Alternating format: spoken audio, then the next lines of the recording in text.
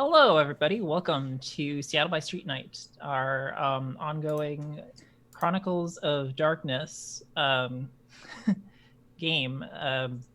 This is our final episode finale that I wasn't quite ready for, but yeah, it's been a couple weeks because we've had a couple weeks off, and I am prepared to give a beat to anyone that can recount our story thus far, if there are any takers. I'll do it. Shit. Yeah, offloading my work. What happened? We were all sitting around where Damien's parents got murdered. If I remember correctly, we're all still kind of there. Lucas got upset, called us weird, and then left because he wanted to go on a date. That date turned out horribly as Saturday, her gang of ghouls began. Not Saturday, Angel. It was Angel? Wait, who's Yeah. Saturday? Okay, Saturday it was Angel. is the Promethean. Oh, yeah, that's right. Okay, Saturday's Promethean Angel. Okay, so Angel wasn't so much of an angel. It was more of a ghoul gang fight that happened. And Anatori showed up and they rescued Lucas through a portal to who knows, but there's delicious food over there that no one's allowed to eat just because it's apparently is terrible. I don't know what is going on over there, but I'm slightly terrified for Lucas right now. And then we were, yeah, that's where I remember leaving off. We were all still kind of discussing around the scene. You went to the counselor. Oh, Yeah. Our counselor's yeah. a werewolf. We have a tribunal we have to go to. At some point. And remind me where James is at, please. James, I recall, went to see Saturday to have a few tips on being a Promethean and all that. And then he, if I remember correctly, walked around the park making steaks for everyone for when we go into the hospital. Yes, and he was also walking Sokka. Yeah, walking with Sokka. Okay, so let's pick up back with Anatori and Lucas, where we left them. Anatori just barely able to pull themselves away from an inviting door with a very delicious smelling, well-prepared meal presented. And they just heard a voice from behind them, congratulating them on a job well done. Yeah, that's bad. Anatori would like to turn around. Yes. Behind you is Lucas would see them as two well-dressed twins standing side by side. With, do I want to put every character in a suit? I keep wanting to put every single character in a suit for some reason. Suits are dope. Yeah, people look good in suits. So, I'm just going to put them in suits. They are in these very nice, well-tailored blue suits with greenish hair and violet eyes. To Anatori, it would look almost terrifying.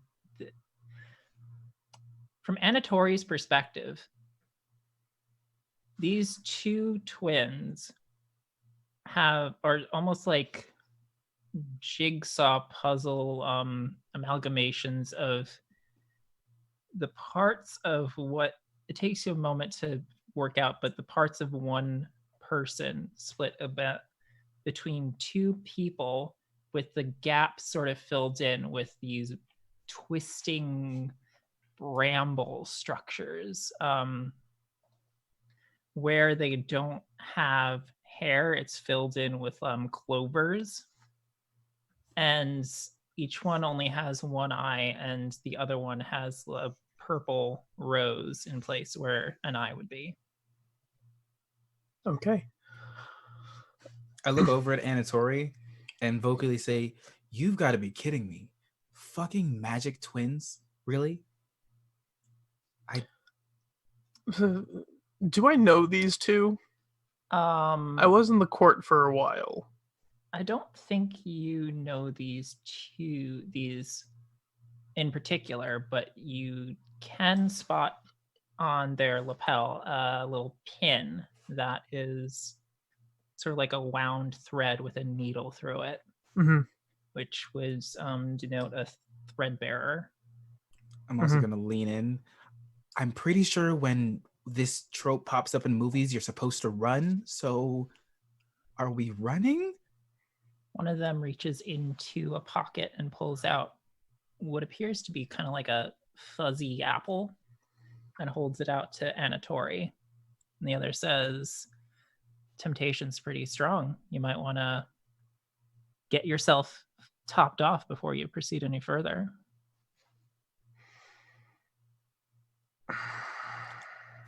So as a normal person, that apple looks weird, right? It looks like a cross between an apple and a peach. Mm-hmm. Oh. What do you want? I don't recognize the two of you. They look confused for a moment, and like their expressions are this exact same, and then they look confused for a moment, but then they both kind of chuckle and say, "Oh, I am simply, say, a recruitment officer. If you're willing to help us, we can offer you sanctuary as well as aid in returning to, what is it called really? The physical, more human realm." I have a question for you. Actually, I have an out-of-character question again. Okay. Because I forgot something. The title that was taken, it has to do with threads, doesn't it? Yes. Okay. Do you work for the Rebel? The prince, they say in unison. I will take that as a yes. Yes, we do. And I can secure you an audience with them should you prove to be trustworthy. You've proven yourself to be intriguing enough, but in the end, we would appreciate an audition of sorts. Well, I'm always made to impress. And I will hold out my hand for the fruit. And they drop the fruit in your hands. They say, "I am Twin Peck. It is a pleasure to meet you." And they both bow at the same time. I am the Thorn. Like the Cradle of Filth song? Like the dwarf from The Hobbit? It is what? No, that's Thorin. Oh. It is what this is in character. Just yeah. It was the name I was given. Wait, I thought your name was Anatori. That is the name I chose. Oh. That's kind of cool. Well, shall we get you home then? Yes. Very well. They walk past you and push the door to the little snow-covered hut open. And once again, you see this fireplace in the back, this beautiful feast laid out on the table. he sort of gestures to the feast, like almost dismissively, and says, you may partake if you wish. They both walk up to the fire in the back, where there's this like sort of, it's the white fire that sort of throws off little embers that kind of explode like little fireworks and ring down. Mm-hmm. And they lean down and say, we need to use the exit. The fire sort of starts moving erratically, swaying back and forth, and then lunges forward, almost, well, more lurches forward, and straightens, elongating to make a very vaguely humanoid figure that is a good, like about a good 6 inches taller than Twin Peck. They stretch and say, I was just getting comfortable. I have a question Yes. for you, Kika the GM. Yes. How much food / how many glamour would Anator be able to regain while here in like a few moments? Let's just let you do a full refill. Okay, full refill. And then my second question is, would I be able to take any of the food with me? Let's say maybe like 1, maybe 2 glamour worth, but it won't like last forever. That's fine. I will take 2. 1 I'll take. And then my other question / thing I want to describe is what it looks like when Anatori eats this food. Do it. So Lucas, what you would see is that Anatori picks up this peach, and instead of biting into it, just holds it about 2 inches away from their mouth and just opens their mouth, and you watch as the color begins to fade from this fruit and just go straight into their mouth.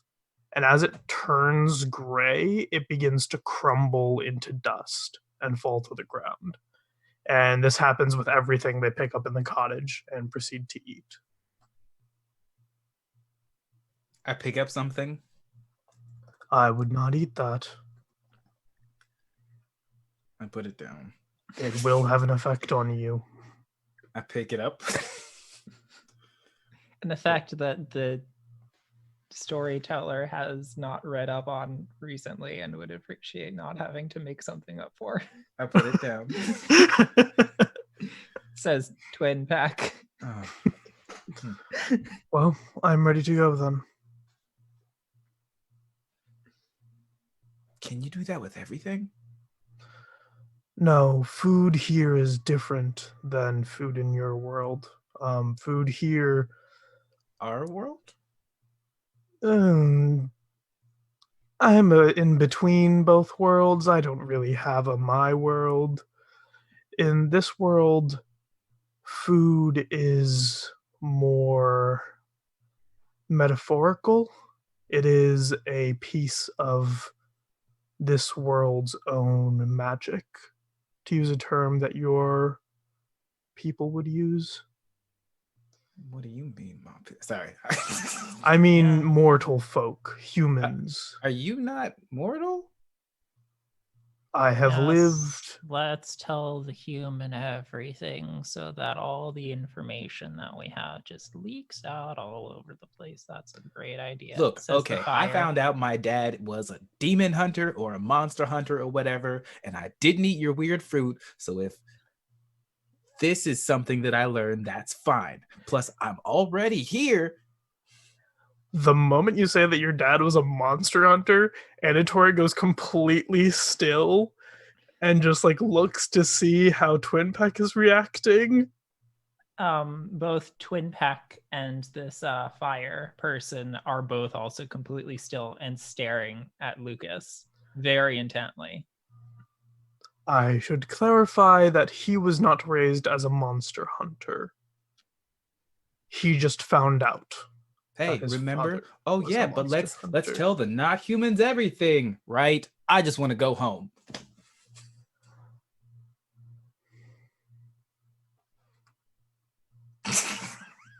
Lucas. And I'm gonna pull Lucas over to a corner of the cabin and be like, you realize that the three of us are technically monsters, correct? And Well, I you mean, I guess just, that depends on your definition of monster, doesn't it? well, you just told them that your father kills their kind. Are they ghouls? No, Then I don't think he did. we don't know what type of monsters your father hunted.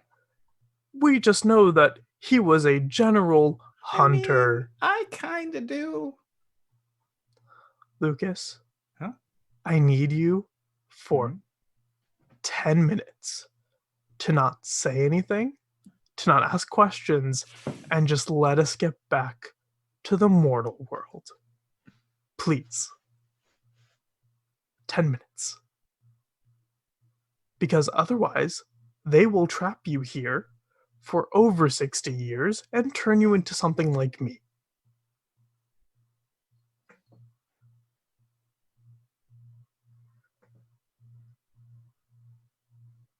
Am I responding to that? You told me not to say anything. Good. And I turn around and go back to the other two and go, yes, so an exit. You know, if that one becomes a problem, we'll have to deal with it, right? Oh, I have plenty of things for that. Good. Twin Peck. Both of him just gestures towards the empty space in the fireplace. You see a brick wall that is sort of laid back behind where this other changeling was sitting, but also behind them there's just like a hole. Okay. I will step forward. Get a move on. See what happens. And you step in that hole. Yep, of course. Okay. Right when you get your feet like right in that hole, you I died. Everything around you is just everything that was around you is just gone. You don't feel any sensations or anything. You just are now stepping out through a cement archway in the bright daylight in Gasworks Park. Interesting. And you see a little does it- while up ahead, a sort of familiar figure with a greyhound sitting next to them on the bench with their head on that figure's lap.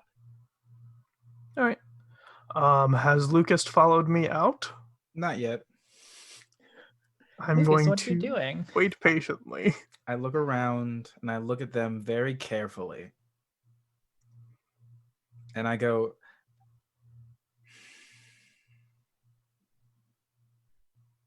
and then I walk into it. The fire waves goodbye. I wave at the fire, and then I'm like real fucked up because that's weird. Would you like to know the fire's name? Is it Calcifer?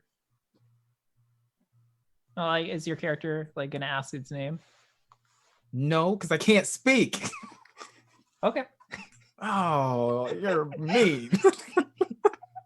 This is a test. It is. And I'm not gonna fail. Like, if you really want to know and you want your character to know that I can have them introduce themselves. No. Tell me later. Okay. So a few moments later, Lucas, you appear beside Anatori, almost bumping into them. Okay, so we're back in this world. We don't have to worry about you being quiet anymore because we're out of that world. Lucas, you kind of just feel like you woke up from a dream. Yeah. Maybe you were just really into a daydream on your way over here. It almost feels like.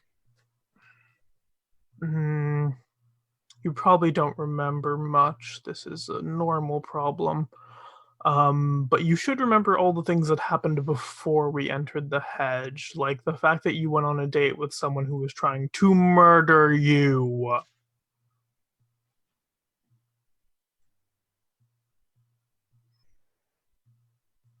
Anyways, James is over there, and like I said, you're allowed to speak now. We're out of the danger for now. So Kika, do I remember it actually, or is You it do just okay? remember it. It just feels dreamlike. Got it. You know,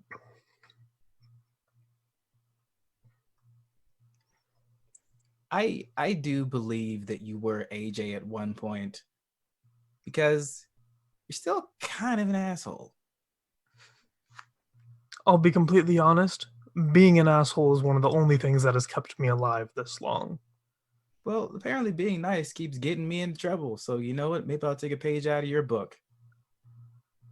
Lucas, your phone vibrates. I check my phone. It's another message from Carmen. What's it say? Or Cameron. Which one was it? Carmen. Carmen, yeah. Carmen. It's another picture of Carmen with like a red panda on her and a caption that says, "Oh no, I'm being attacked."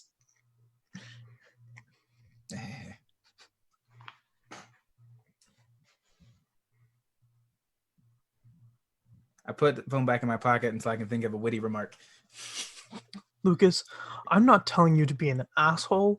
I'm just telling you that when you are in situations where you are out of your depth, to not go volunteering information or act like you are in charge in those situations. You realize I've been out of my depth for the last week, and I haven't acted like I've been in charge because I've been following other people, and then it leads us into more and more danger. And you came into a circumstance where you helped me, and instead of being nice, giving me a chance to be appreciative, you were telling me how to act and how to live, and telling me that being honest and open with people is a terrible idea when that's what I've been raised to do. So excuse me, Anatori, if you experienced lifetimes of stuff where you had to be a secretive asshole, but I was not raised like that. I just learned that my dad was probably killed in a terrible accident, learned that he fights monsters, and you're like, hey, you shouldn't tell these people you're monsters. Well, excuse me for never thinking you were a monster until now.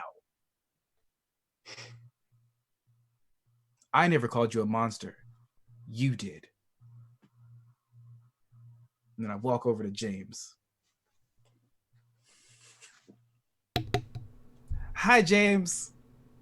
Oh, hey, Lucas. You can see James has 3 stakes already at his feet. Okay. And Anatori's over there. I think I was dreaming, or the Matrix might be real. I don't know. I mean, at this point, I wouldn't be surprised if anything. Correct. Hey, Sokka, you remember Lucas? Oh my God, I Lucas, love Sokka? you. I play with the dog.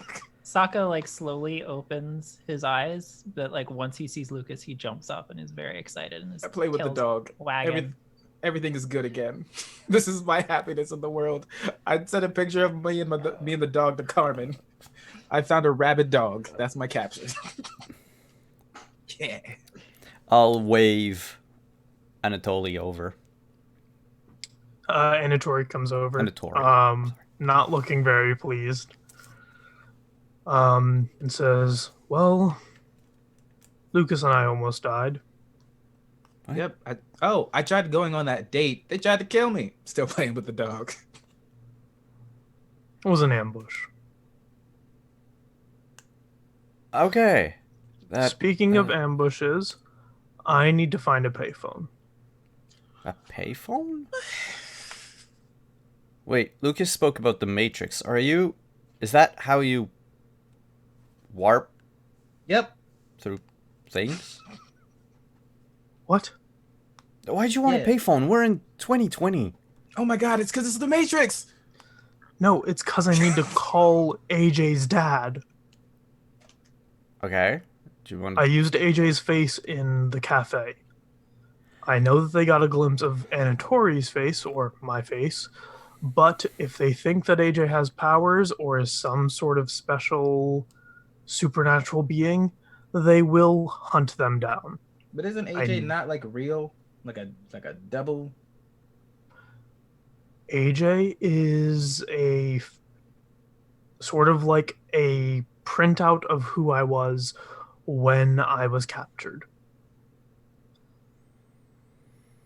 Which means that their reactions will be very honest to what mine would have been at the time. And it also means that if that AJ dies, their family will mourn them the exact same way they would have if it was me. I don't care that they're a fetch, that they're fake. I still don't want to hurt those people. Well, I think there are some payphones left at the campus. We could just make our way back. Good.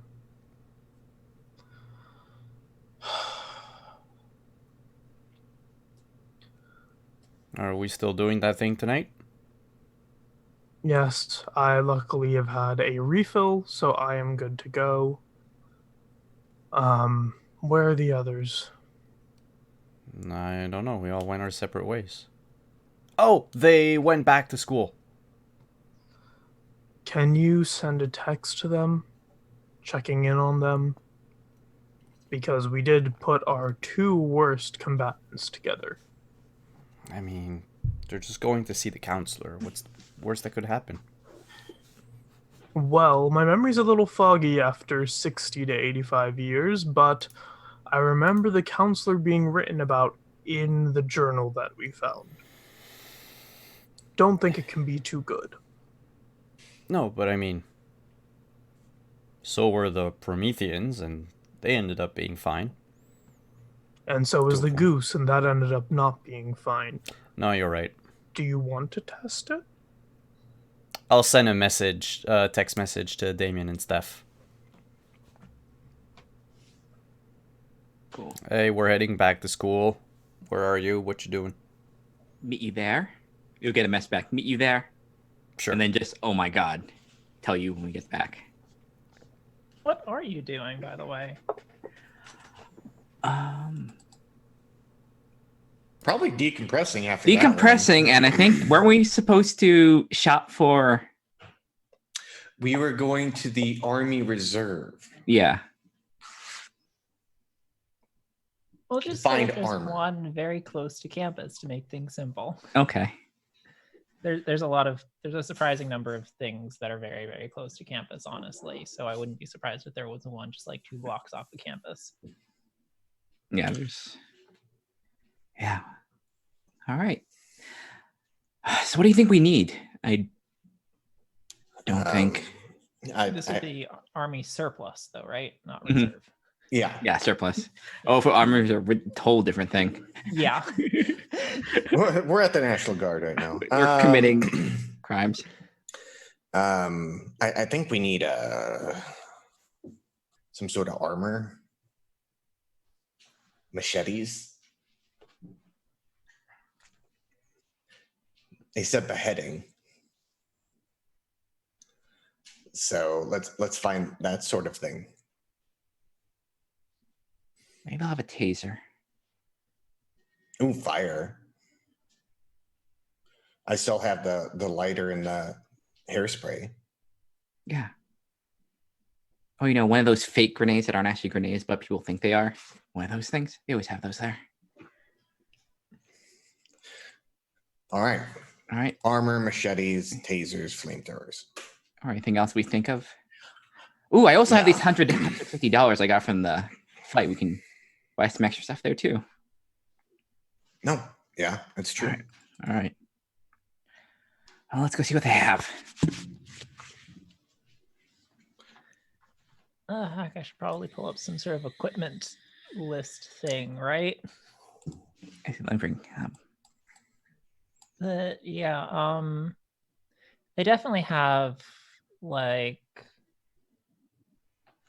you can find like tasers and things Hell of yeah. that. What are you looking for specifically when it comes to like armor, like stab-proof vest sort of thing?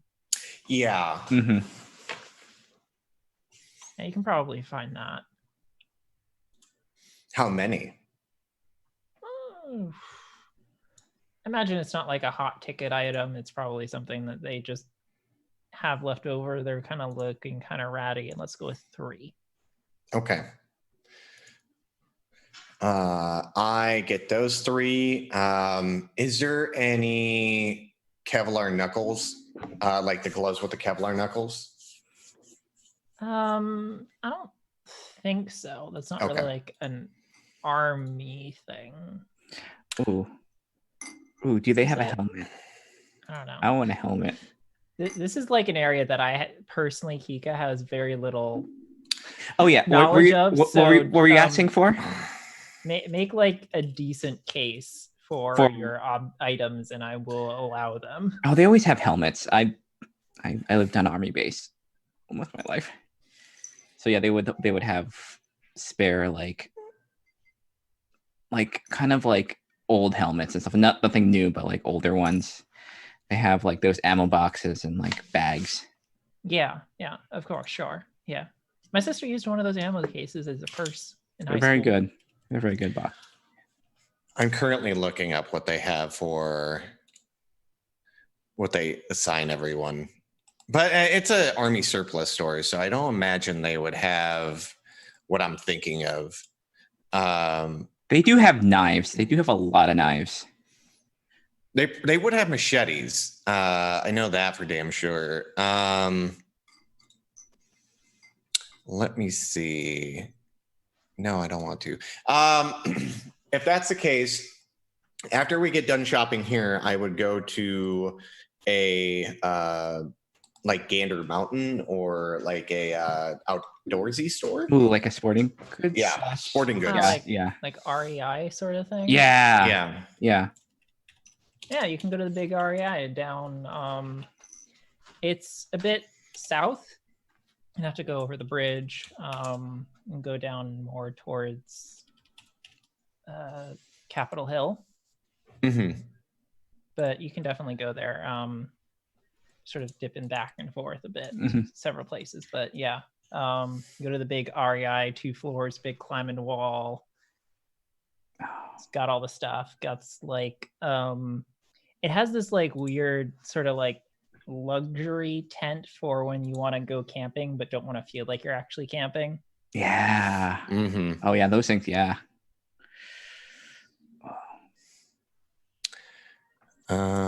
Let me see. So there are motorcycle gloves that have Kevlar knuckles, and I'm looking for. Yeah, so there's Hatch Tactical Reactor hard knuckle gloves, $31.95 each. Cool. Yeah, we can pick that up.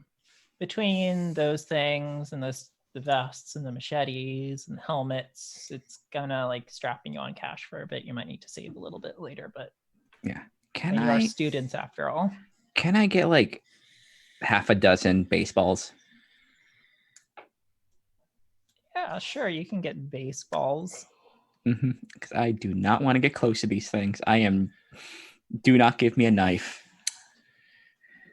Insane question. I look at Steph and I go, what about Molotov cocktails? Oh, maybe. But last resort. Also make sure we can't. Maybe that might have to save that because I don't know how to make them. They might spill. I don't want any of us catching on fire. That's very true. I don't think I'm good at throwing. I got a question, also a weird question for you. Does holy water work on them?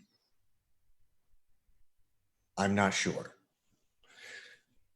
I would send an email to Saturday asking. Because it wouldn't hurt to, if it does work, just like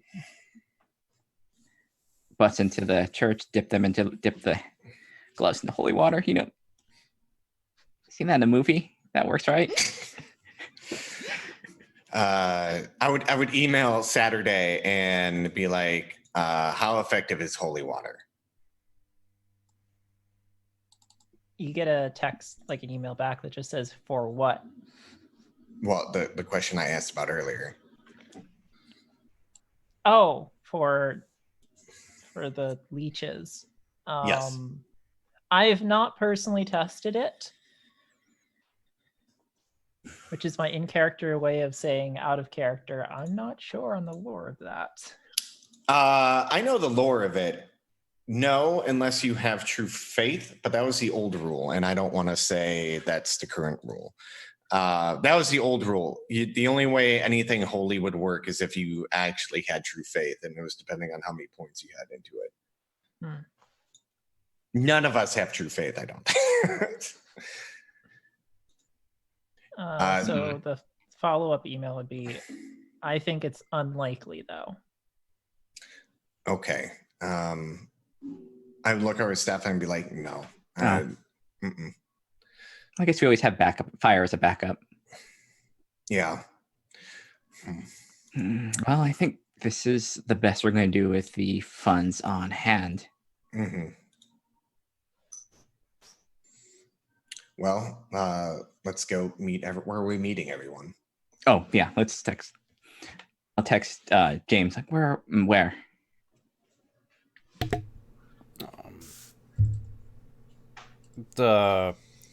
My brain.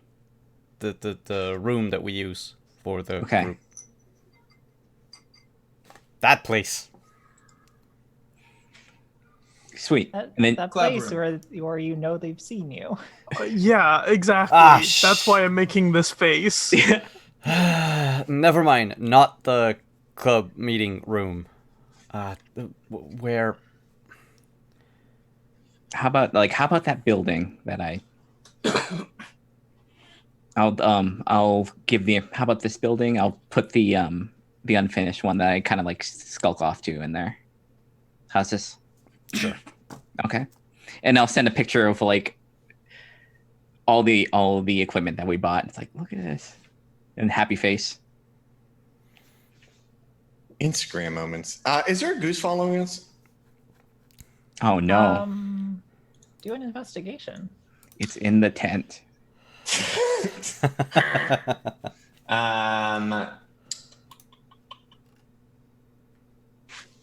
Or it's like they have those duck decoys. It's just one of those just standing real still and just like.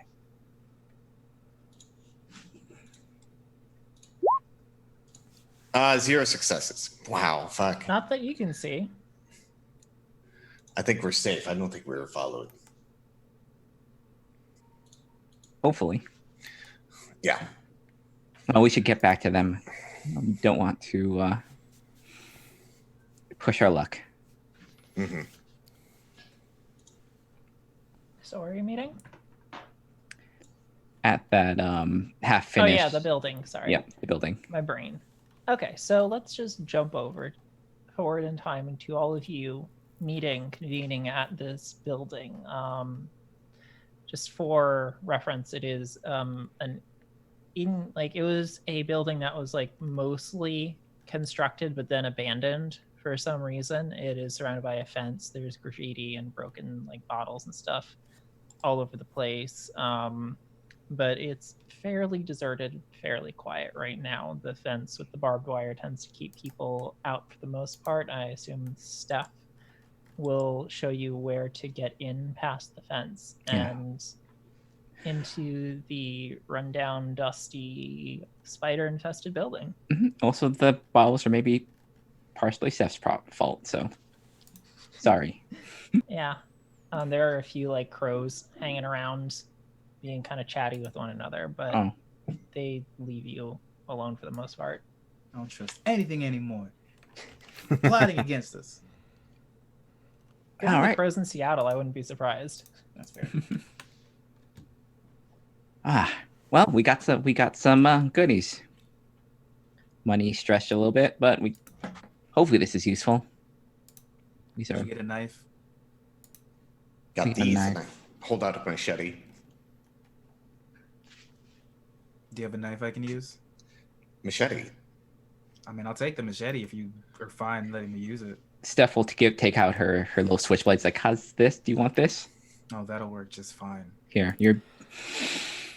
That probably doesn't have better sound use. creepy. I grab it, and I did actually use my experience to take light weapons, so I'm gonna just like, maybe I am my father's son. Yeah, that's right. How was your date? Oh, they tried to kill me. Cool. Well, Oh yeah, no, it's not shocking. no. Not anymore. Now that you're alive, I can say I told you so. And I'm here to say, I told you so. You know what's great? Not being an asshole, which apparently James and Sokka are the only ones good at that. Hi. You did.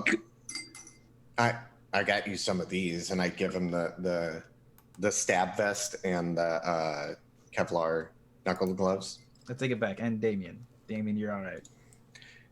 I figured since 3 out of 5 of us are, Going to die.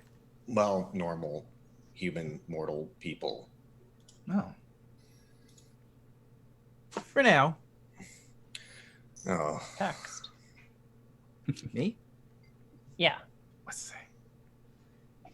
It is another picture from Carmen where she's sitting on a park bench with a beer and a crow next to her, and she says, "Cracking open a cold one with the boys." I like. And then I look at the crows that I also thought were talking, and then I just put my phone away real slowly and just look at the crows suspiciously. Setting up another murder date? Oh shit! I don't know. I think Carmen... Carmen. murder date because it's crows. I don't know. I think Carmen might talk to animals. I don't know what's normal anymore. Does Carmen talk to animals? She's really good with animals, but you don't think that she talks with them. But it's more like she kind of just really empathizes with them and can understand them. Mhm. That's empty. There's something there. I'm not saying that to you. I'm asking as a character. I'm asking as Russ, who doesn't know what Anatori knows. Damn it. Oh, what the hell you mean? It doesn't seem, it doesn't seem any more supernatural than just someone who spends a lot of time with animals and knows how to interact with them, though. Oh yeah, she can talk to animals. You know what? Kind of into it.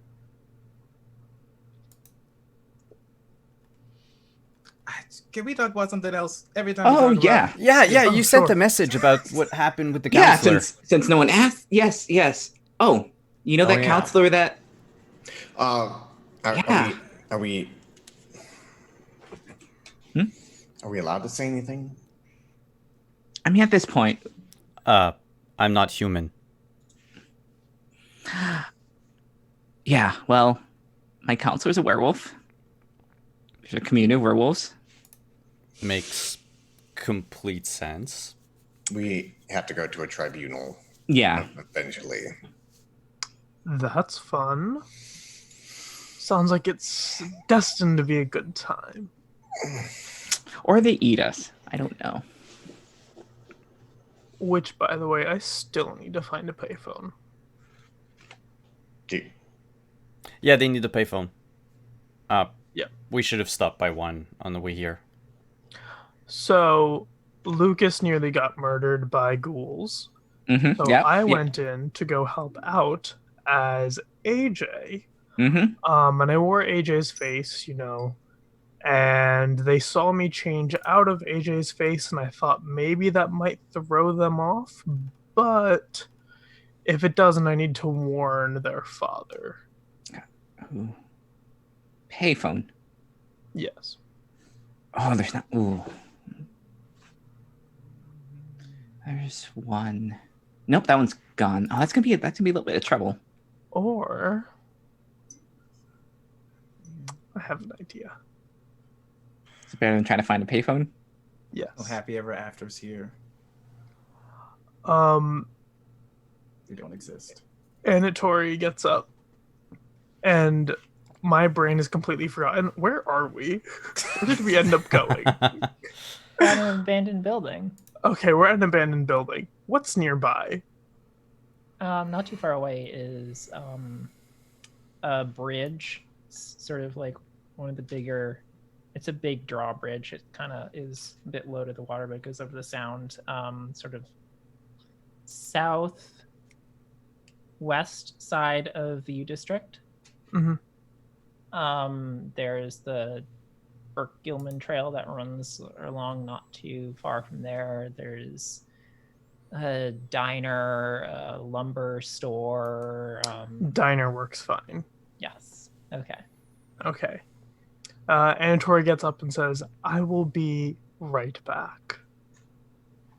And as they begin walking away, they're going to spend a grammar to transform themselves into a mixture of.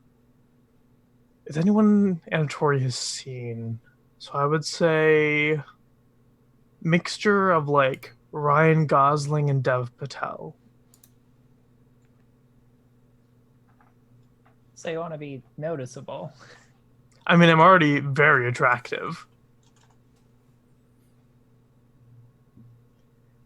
So you do so. Your appearance shifts and changes till your combination of Ryan Gosling and Dev Patel.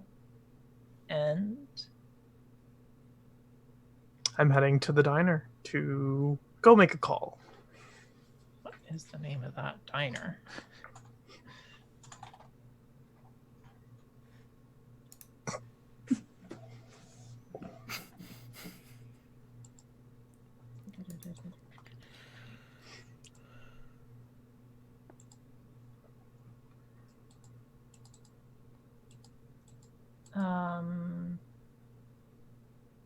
Yeah, I actually don't want to say like an actual diner unless I completely support them. So let's just call this diner.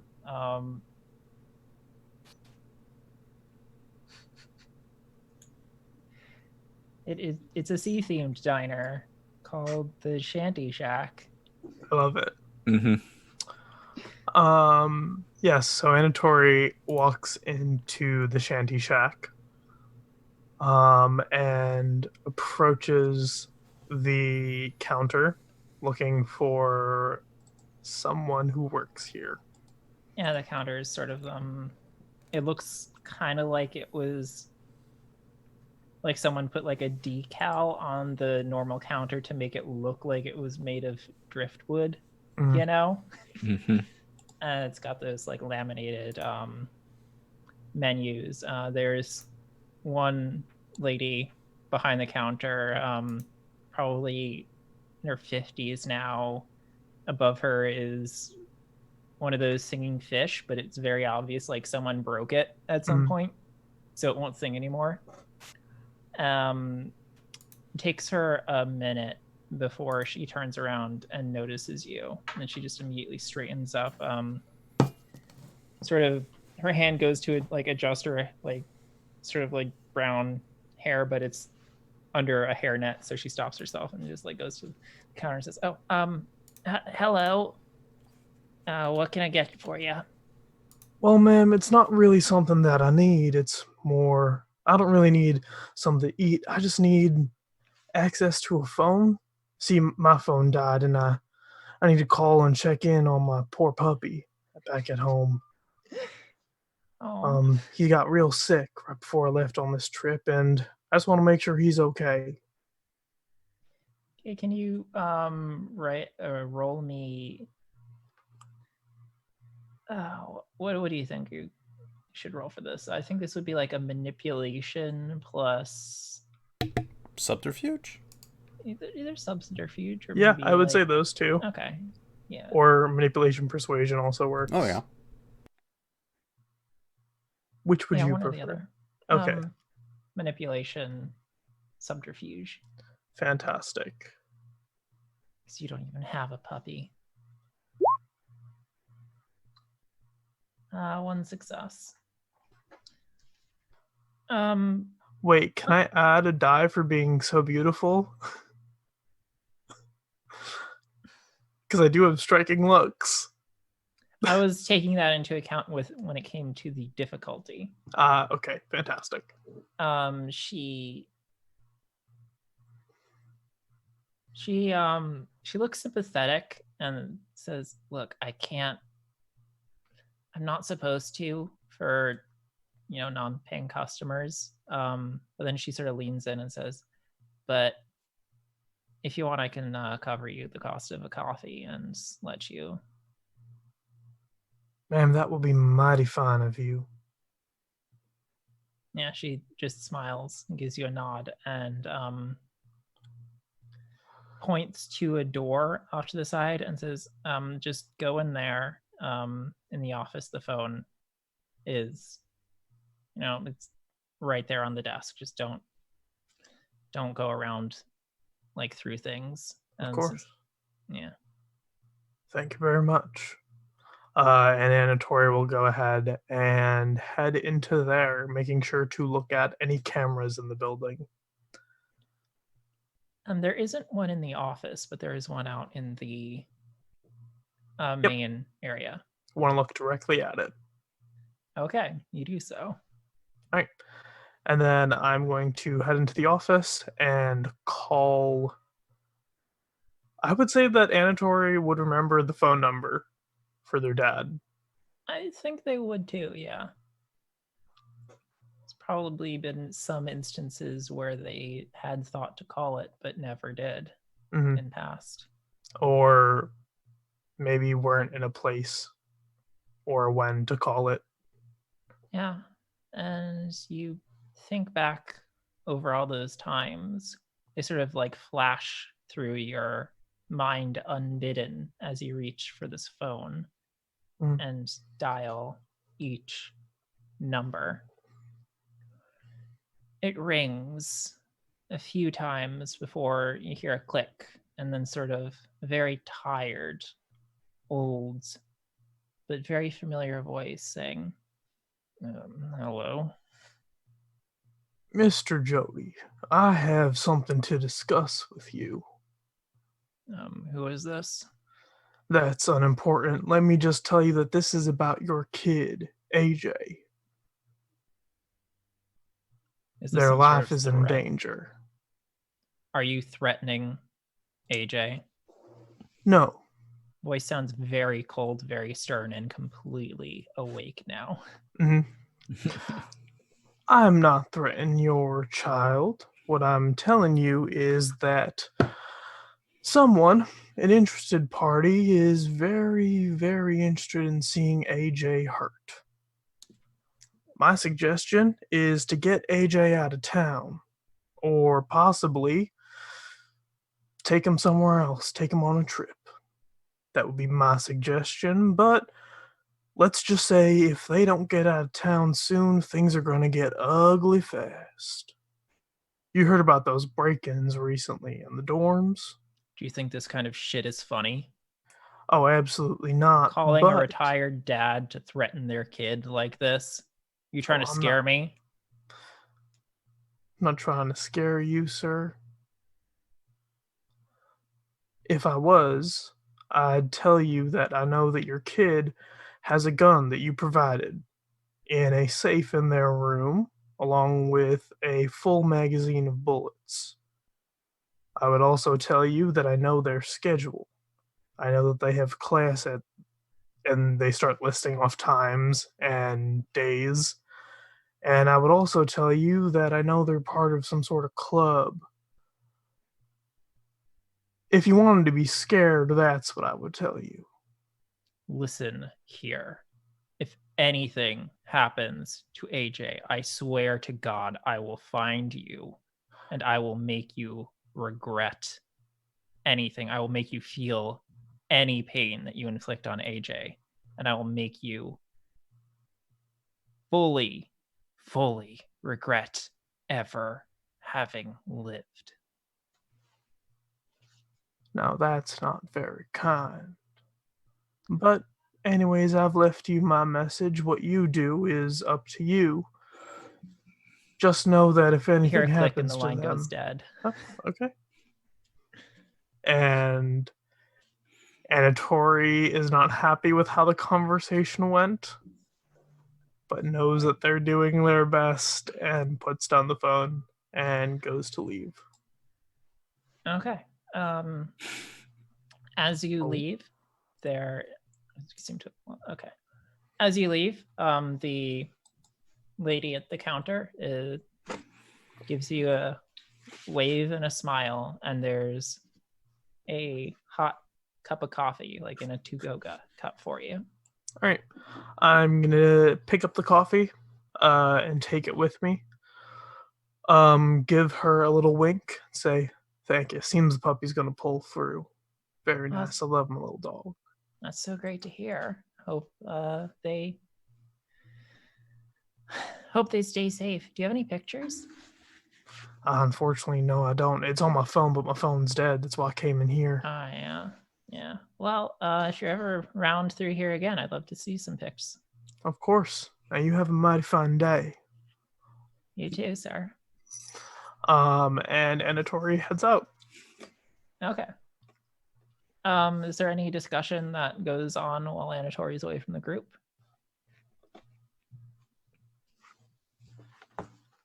Oh.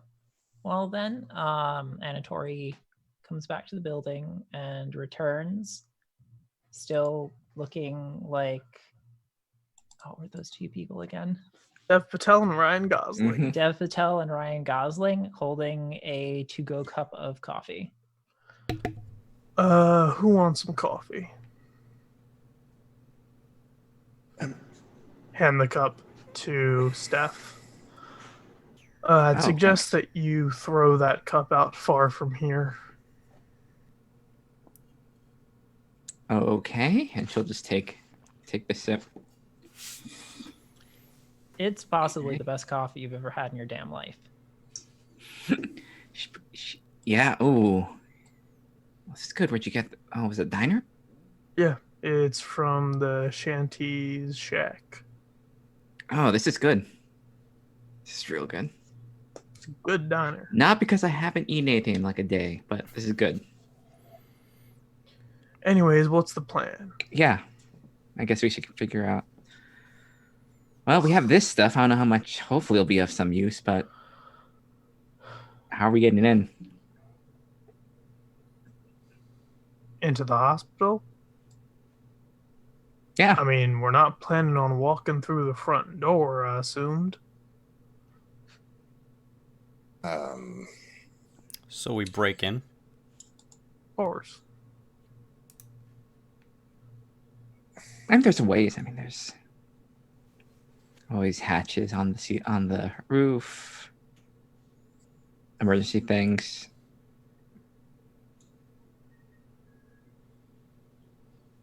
Maybe one of the tunnels? So what's your plan here? Overall, what do you know so far, and what is your actual plan?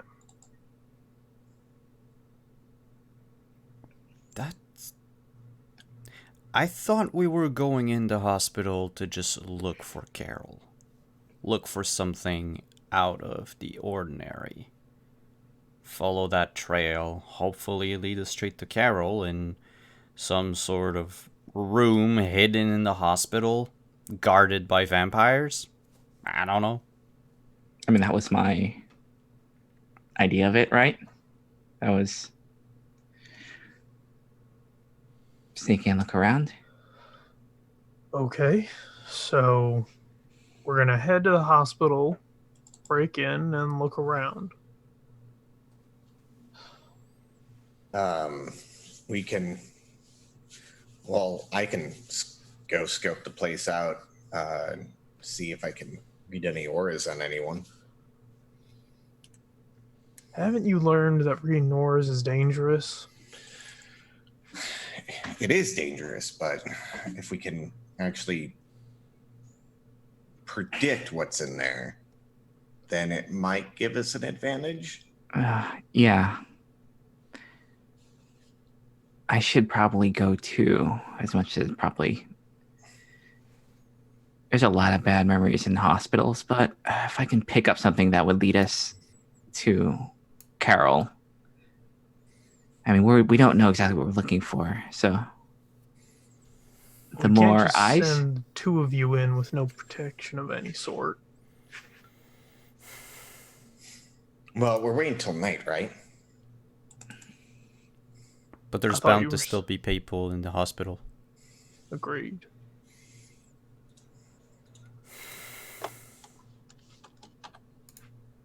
Well, we would need a key card if that has that sort of access.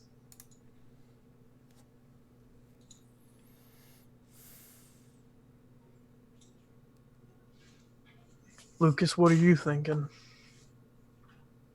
It's a hospital. What's if you go in, why don't we just go during the day? It's a hospital that, according to your friends and what you've told me so far, some people don't come out of. Yes. So if we go during the day, it's less suspicious to look around. Then you're not going in blind. And if you go in blind at night, you'll have no idea where you're going. If there are vampires over there going in during the day, we probably won't encounter them because they'll be asleep or something. Right?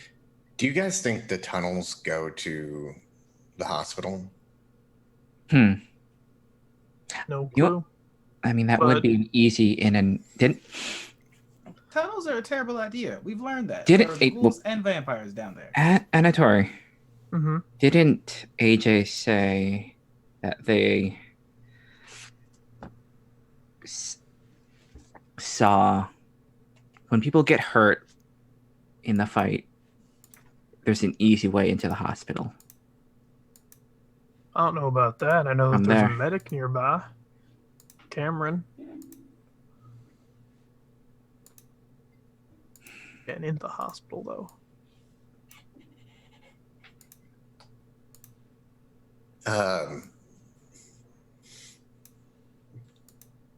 James. Yeah. Can you reach out to Cameron and see if there is easy access to the hospital? He would know.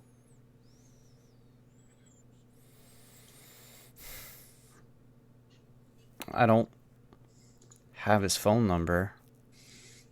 Anatori, do you have it? I haven't seen Cameron since I got Oh, no, right. I'm thinking AJ. back.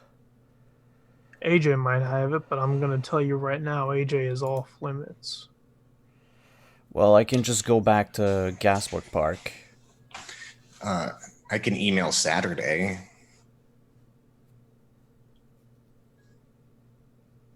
That's a faster way than waiting for me to go to the park and back. Sure. All right. That sounds good. I emailed Saturday and I was like, hey, how can I get in touch with Cameron? Immediate message back. Cameron is a bit of a dinosaur and doesn't do much modern technology except for what's needed for passing as human. Why do you want to know? How well does he know the hospital send? Oh, not as good as me. Oh, well, is there an easy way where we can get access to the hospital? Is there an access through the tunnels? Well, I wouldn't call it easy, but there is a tunnel access. There's tunnel access for sure. What's not easy about it? Oh, well, the ghouls know about that access, and also I haven't really gotten very close because I'm afraid of getting spotted. So there could be all sorts of traps. Is there another entrance that's not as dangerous that would work? You could break a leg. But I like my legs. Yeah, I have that problem too. That's why I haven't really gone into the hospital. Wait, if James breaks a leg and then we electrocute him, does he heal? You're typing that, right? You're not saying Yeah. any of this out loud. Okay, okay. Yeah. Just checking. Fonts, Yes. I don't think he would like that, though. Hold on. Let me ask. James. Yeah. There's two ways, and I'm looking at everyone at this point. We can go through the tunnels. There is a tunnel access, but the ghouls are aware of it, and it may be trapped and dangerous. The other way is a quicker way is someone breaks their leg, and we get in through that way. The only person I know that could probably break their leg and heal themselves by electrocuting themselves is... And I slowly look at James. So are you saying that we... Do I get a say in this? Well, that's why I'm asking you. So no. Okay. You know what can also get us into the hospital? Arrhythmia. Remember? And I point to my heart. That's a much better idea. You know, I was really trying to plan a car accident real quick in my mind while you were discussing that, but I'm glad that we found another way. I don't know what to think about all of you wanting to break my face or something. I don't know. Maybe I we never shouldn't. said your face. Saturday. Your face is important. We need your face to be fine. I was thinking of just causing a regular old car accident. We can't. What? I died in a car accident, remember? It wasn't. No, I didn't know that. Oh.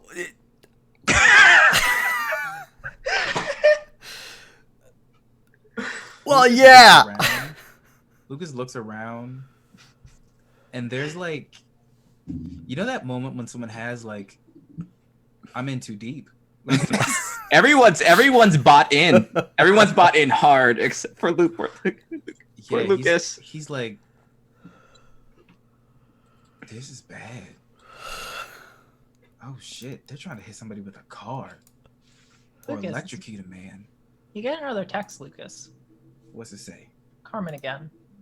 It just says, so are you gonna ask me out or what? Phone away. Okay,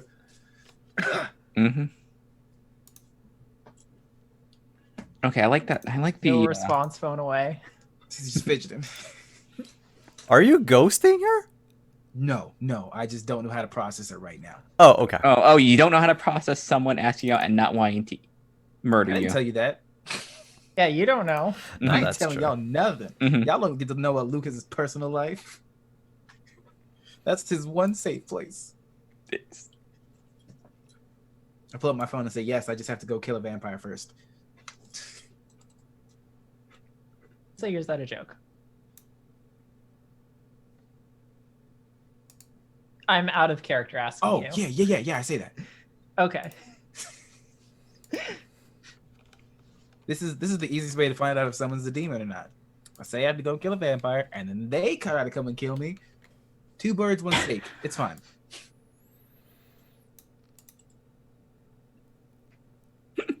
This is gonna only end well. Yep. So, James, I do like that idea of the. That sounds a lot better than us potentially hurting yourself or a car accident. Yeah. I can't believe all of you, except maybe Anatori here, didn't think about my heart. You were there. There's a lot of things. I just... Can I make one little comment? Mm-hmm. They know y'all's faces. Unless some of you can do my little trick, it's going to be difficult for y'all to get in there. Y'all need fake mustaches. Yeah, so that little trick you're doing... I just stare at Damien after that fake mustache comment and just go, I know you're not that dumb. No. Okay, thank you. Just want to make sure. I was trying to make a joke about break the tension. Okay. James, you were saying? So did you get, like, at-will plastic surgery? No, it's more like change the mask I wear. Switch it up a bit. Oh, that's useful. Yeah. I can change into a lot of different things. I can't do that. Yeah. So like I was saying, y'all walk in and it's going to be 5 alarms going off. One calling for each of your heads and one probably for mine. So what do we do? Go through the tunnel if we don't want to get set off alarms right away.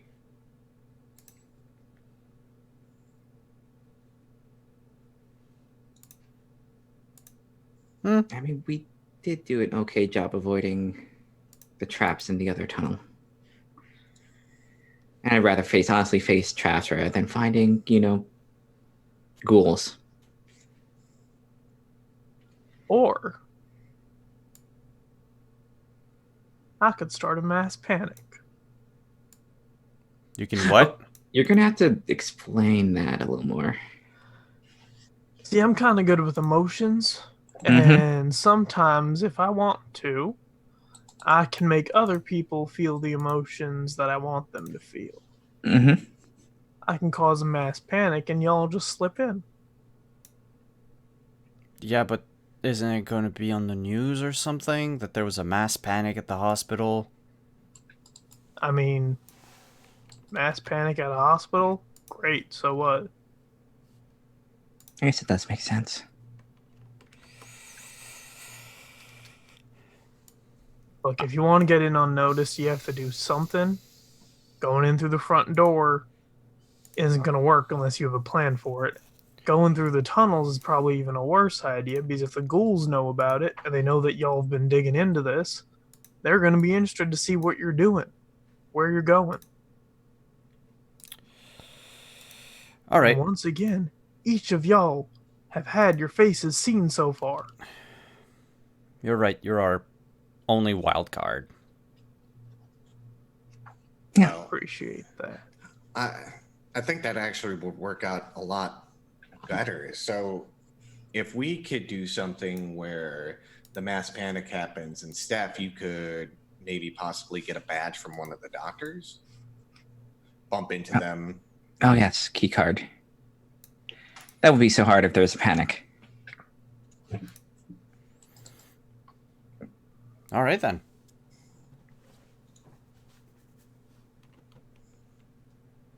Wild card. Jump away. You know it. Lucas, you in?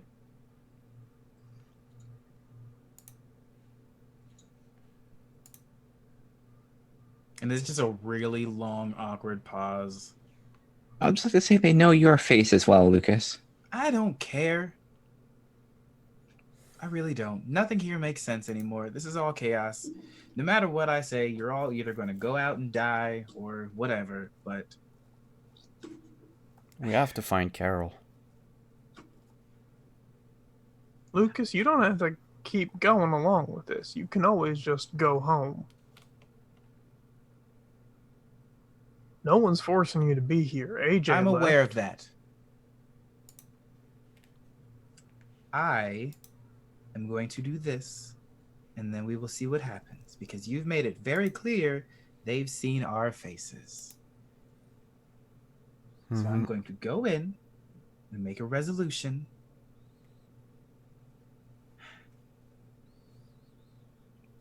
But let's be very clear. I like Carol. I want Carol to be okay. But I am not going to die for Carol, because I don't think Carol would want any of us to die for her.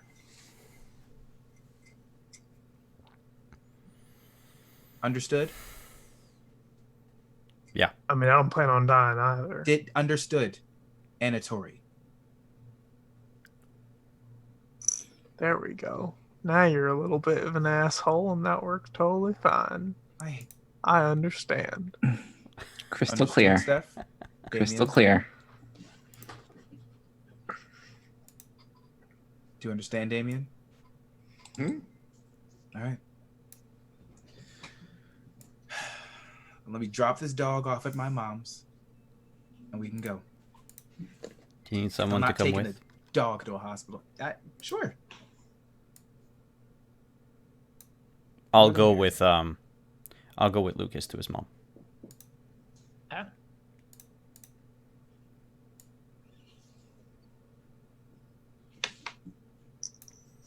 Okay, so we have a plan, and we have a dog to drop off. Do you want to?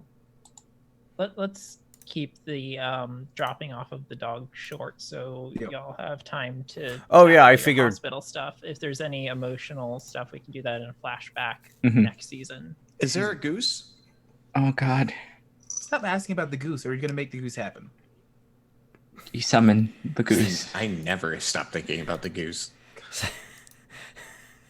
Yeah, all it'd be was just dropping the dog. Hey, mom, can you watch this dog? I'm actually gonna go out and do some recording with a few friends of mine.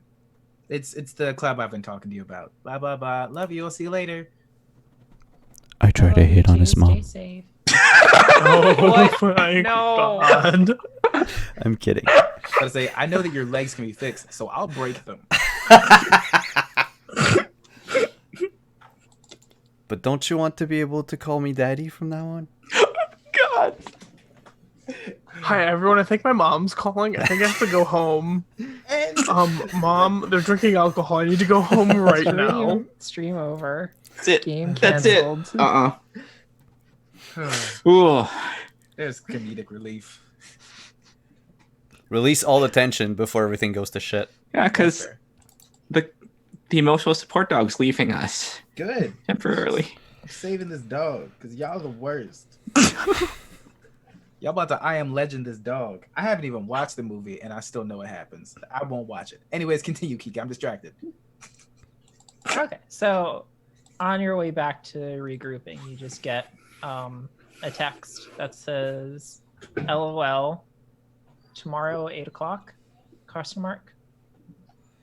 Deal. Hope I don't die before this one. Hope I don't die during this one. Well, you haven't died yet, so you got a good track record. I don't like the last part of that. Yeah. I got a knife now. Okay, so you're regrouped. Let's go over the plan again, just so that I have everything in my mind, and we will move on to enacting it. Mm-hmm. Plan panic larceny.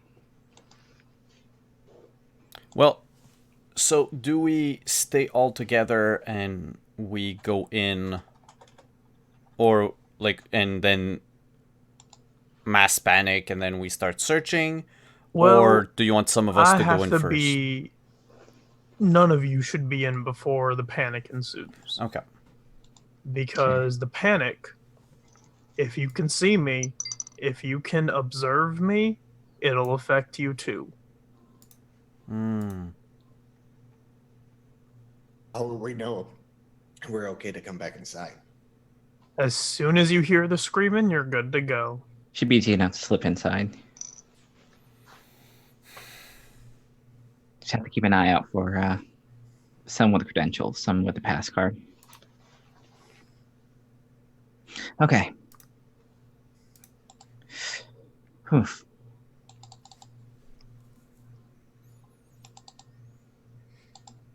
All right. Okay. Anatori, we'll all follow your lead. Okay. Fantastic. I say as Russ. Okay, when we're at my house, can I actually get a hoodie and then like a black bandana? Yeah, of course. Awesome. And if you want, you can pick up like your Nintendo too. No. That's expensive. Mhm. Oh, it's pretty. Okay, so you got your hoodie, you got your bandana, and you're good to go. You all pull up at the hospital, I assume. And Mhm. whose car was it again? Who was it that had the car? I had a car. Okay, so in Damien's car, I assume. Mhm. I imagine I'd probably park a block or two away. So the car is not there at the scene, but Sounds good. Question. Yes. Do I have like a burner phone or like a phone of some sort? You can have one.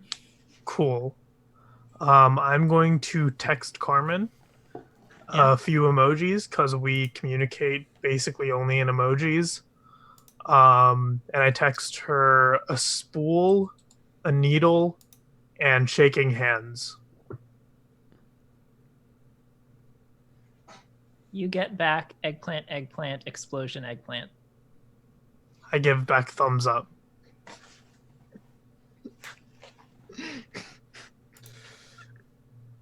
Were you laughing at the look of shock and panic in my eyes? Is that Yes. that's just okay? Fair enough. Okay, And that then was just the one thing I wanted to text. Yeah. And then a minute later, yellow heart. Oh, Pink sparkle heart. ooh, pink sparkle heart. Okay. So actually, do you do this texting like around the others? Probably, yeah. Yeah. Lucas, if you want, you can roll composure plus wits to maybe spot this. Hell yeah! Yeah, I do it. All right. Composure plus wits. And Anatori, you can do a counter roll if you want to be stealthy. Nah, and Tori's not being successes. stealthy. Okay. 'Cause you don't notice a thing. Oh wow. Wait, did you just roll wits, not composure as well? Oh. Oh Rip. my God, you're right. I did not hit composure. You want me to just roll composure? Yeah. Okay. 2 successes. Hey. What's a huge difference. Nice. Yeah. Yeah, Lucas. Over looking like glancing over Anatori's shoulder, you definitely see this text chain between Anatori and Carmen with the emotes. What the fuck? Eggplant explosion. Is that a sex thing? I said it's Oh. Anatori. No, it's not a sex thing. See, while you all text each other in full text messages, Carmen and I normally communicate through emojis just because it's safer. What I'm saying is made a deal with a thread with the title Skeeler with the prince. And she is saying congratulations. What? Exactly. You still talk to Carmen? Oh yeah, of course. And Carmen knows all of this stuff? Carmen knows that I'm AJ. And knows that AJ isn't AJ. In fact, Carmen was the person who found me, really. Well, there was one other person, but Carmen was the one who found me in this time. In fact, AJ and I have interacted before. I don't think they realize it, but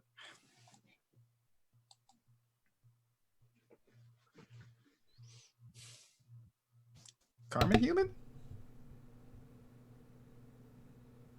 Don't be confused. Don't make that confused face. no. But I'll tell you that she won't eat your face or try and kill you. If you're gonna ask Carmen on a date, it's an actual date.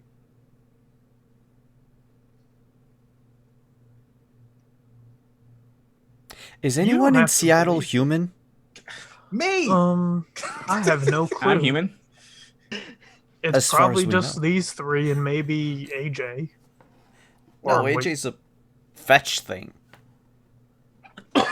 I used to be human, but yeah, that's probably about it. I don't even know if your parents are human. Stop it right now. My mom is a beautiful human woman, probably, and I'm never going to ask. Your mom is beautiful. I'm gonna go cause some panic. You four can figure this conversation out. You get 1. I get one what? Compliment to your mom? Yes. Jesus.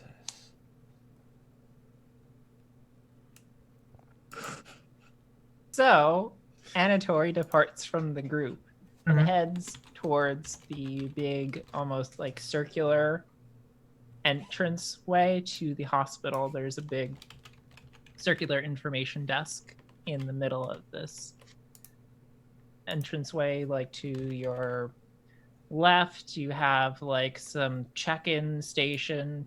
To your right, there's like a little hospital gift shop where you can get things for your friends and loved ones. And straight on off across are 2 hallways going off into the hospital. One of them has elevators going, up, down. How many people are in this like entrance area? There are 2 people at the reception desks. There's like 3 security guards mulling about. There's a person in the gift shop, like working there. There's 2 visitors in there.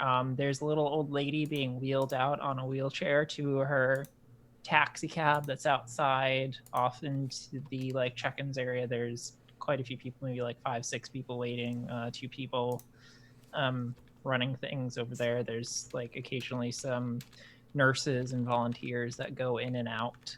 Okay, cool. So there's a good number of people here. It's not just like 1 or 2. There's a lot of people here. Yeah, there's a whole bunch of people. Cool. So I'm going to go up to the front desk, still looking like Ryan Gosling, Dev Patel, and say, "Oh, ma'am, I'd like to see a doctor, possibly. If you The have..." person points to their name tag that has they, them pronouns on it. "I do apologize.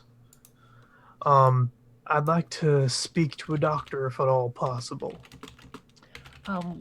A specific doctor, or are you checking in? Just checking in. If there's any paperwork I need to fill out, I'd be totally happy to do that. Well, if you go over to the check-in area, they will get you all covered with that. They have all the paperwork over there, and they can help you find the right doctor for what you need. Fantastic. And once again, I do apologize. And I head over to the check-in area. I'd like to gather the paperwork. Not really give any super in detail information, just kind of make up stuff as I do. And then grab a seat to fill out my paperwork. Okay. And then Kika, Yes. I have a question for you. Can I incite bedlam, but I don't want to be in control of it? Yes. This is something that can happen with changelings. Do give the rest of the cast an explanation of what you mean when you say incite bedlam, please. So, bedlam is basically this thing where it doesn't actually mean panic. It just means that a changeling can project an emotion onto people nearby who can observe or hear the changeling in any sort of way. Hearing only matters if the changeling is saying something, otherwise it's just by vision, by sight. And normally the changeling can choose which emotion that is, but they aren't in charge of how it manifests. In the sense of if they send out panic, you're never sure how people will react to that. But there's a special thing that happens with changeling sometimes where they don't choose what emotion leaves, and it goes rampant. Normally there's a roll. When you do this sort of thing, there's not really a roll.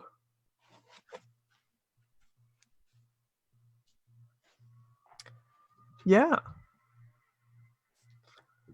And you aren't projecting a particular emotion, is what you're saying? That's exactly the thing. I don't choose the emotion. The storyteller chooses it. Because I think what's happening is that Anatori is doing the paperwork and just like making crap up and is starting to think about like this whole plan and the fact that every single person that they like fought to come back to see is now in danger at the same time. And like that panic is starting to build up. And then it comes out as whatever motion it does. Noted. So, it doesn't really take hold right away. People aren't initially paying attention to you. So it takes a couple minutes and you're filling out your paperwork. Nothing's really happening. But then you notice one of the people working the counter go to like look at you and they freeze. And they sort of like jerk a little bit and they're just immediately crying. And like tears just start streaming from their face. And they just go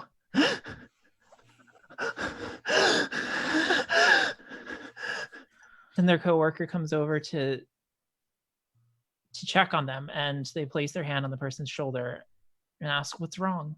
The person just points at you, and their coworker looks over, and the same thing happens.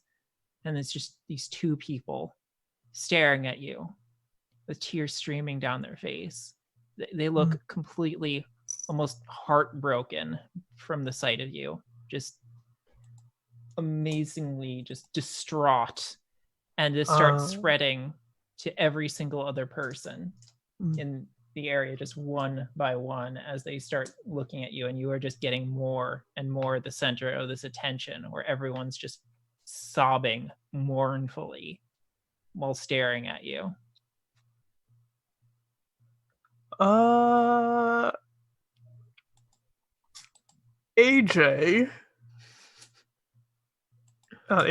Anatori is gonna go ahead and try and make some tears show up.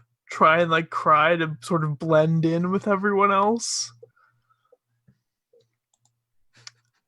Because this normally doesn't happen like this.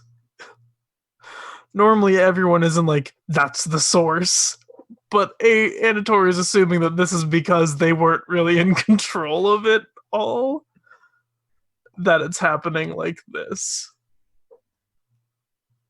Well, I mean, they didn't notice you like all at once or right away, because people are very distracted by other things. So it's like when you came into their awareness, it kicked in all at once. And I think part of it, I think Anatori would think that part of it is that it's kind of incidental that they are like keeping their attention on you. It's more that they're just so overwhelmingly sad that they don't really know what to do with themselves right now. Okay.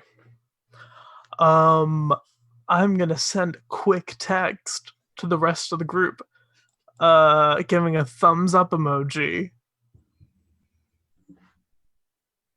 Is it like a group text chat? I don't even know. I have someone's phone number. I know that. I probably took someone's phone number from AJ's phone while they were sleeping or something. Damien would receive a thumbs up. Damien can't hear you yet. I know Damien can't hear me yet. Damien, Hi. you get a thumbs up text. It's time to go. Everyone's from crying. an unlisted number. All right, time to go. All right, let's do it.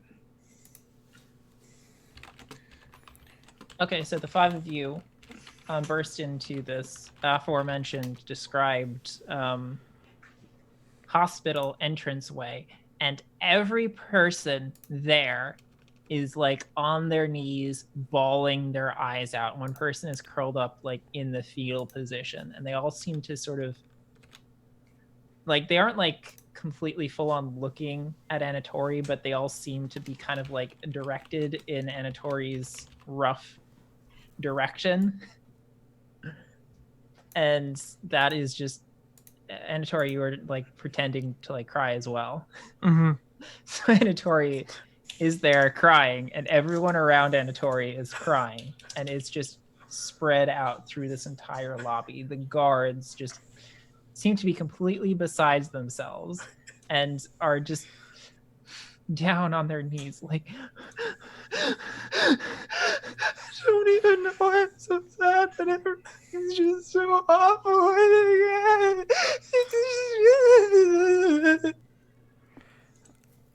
I avoid looking at Anatori. Yeah, this isn't panic, but okay. Time to get to work. Yeah. I'm gonna go up to one of the guards and just like try and. It's okay. It's okay. It's okay. Why don't you get you up and sit in this chair? Don't lay on the floor like this. I'm Yeah. sorry. It's all- I'm sorry. I don't know what's going on with me. I'm just so No, no. sad. It'll be okay. It'll be okay. You know, I think everybody's sick all the time. It's all I'm exposed to. You know, and it just has the only like people are getting sick. Right? It's awful. It's okay. It's okay. Let's just sit in this chair, and I'm gonna try and take the key card. Okay, do me. Was this a subterfuge plus Dex? Is it Dex plus what? larceny? Larceny, yeah. that Yeah, one. I mean they're the same. But Sorry, I got them kind of they are. confused. Dex larceny. Yeah. Let's see.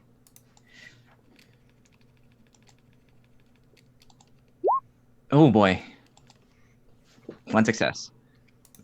One success. I'm doing a little roll for this person.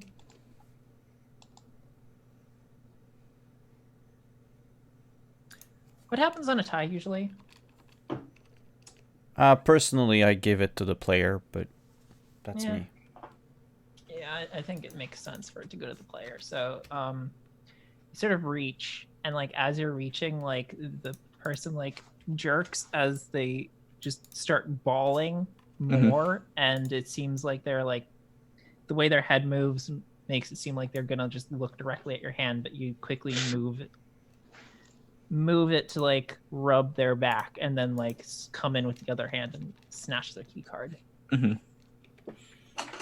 So you just see like Steph just kind of concentrate, and she's like, oh my god, I got it. All right, what to next? That's up to you. I want to try I'm looking something at while we're in the hospital waiting room. I've been spending the whole day with Sokka. Yeah. And so I kind of have an idea of what Sokka smells like. Okay, where's this going? Yeah. I figured that Carol living with Sokka for years probably has some lingering, maybe, hopefully, scent of Sokka on her. I would like to use Bloodhound's Nose, an ability that I have as a Promethean, to see if I can pick up the scent somewhere in the hospital. Okay, it's going to be a bit difficult because the hospital is cleaned a lot, and it's also very big. Mm-hmm. So how does it work mechanically? Basically, mechanically, it's just that I gain a 2-die bonus to all extended rolls to track someone or recognize a disguised individual by scent. Okay. Also, how about I you- am vulnerable to pepper spray. Okay. How about you do that roll now, and I will keep it in mind narratively as we progress. Sure. What would you say the roll would be? For this, I think it would be fair to say it's some kind of investigation plus. What's a good attribute for this? Resolve? Resolve, yeah. I like the sound of that. Investigation resolve. All right. I'm just trying to get the dice. Perp. With the +2. Fuck all! It's hard to get anything. You take in like a big whiff, but all you get is like this heavy disinfectant smell, like right up in your nose. Yeah, bad idea. Bad idea. Oh. You okay? Smells like someone poured vodka down my nose. Ooh. Oh. Where are we going? Oh, I had an idea, but I don't know. Okay. Do you need a second? Well, I'll be okay. No. Yeah, James is starting to fit in with the rest of the people in the lobby. All right. Well, we don't have much time. Let's just find some doors, open the key card, and we'll find out. It's the best we have. You are All right, let's muted. go. Thank you. Anatori has left their position doing the paperwork, and places it on the check-in counter, and goes over with the rest of the group and says, I think we're going to have to go to the morgue. That'd be my guess. All right, good. Let's place. It's underground, close to the bottom. Best place to look. Mhm. In addition, vampires can hide in those little tubey things during the morning. All right, let's find the access stairs and get down there. Do we have... It's okay to look at you, right? We're not going to... Oh, yeah, you're fine. You weren't there for the initial blast, so you were fine. Speaking of them, how long do you think it's going to last? Anywhere from about a minute to maybe 20, depending on how bad I blasted them. Let's just go on a minute. Okay, let's go now. Because I think they're going to figure out that took this. Before they decide to lock it down. All right, let's find it.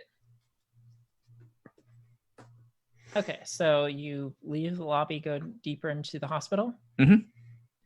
Okay, so you're able to see where the elevators are, and going in that direction, not too far past it, are the stairs. Because Yep. of course you need those in case the elevators go out.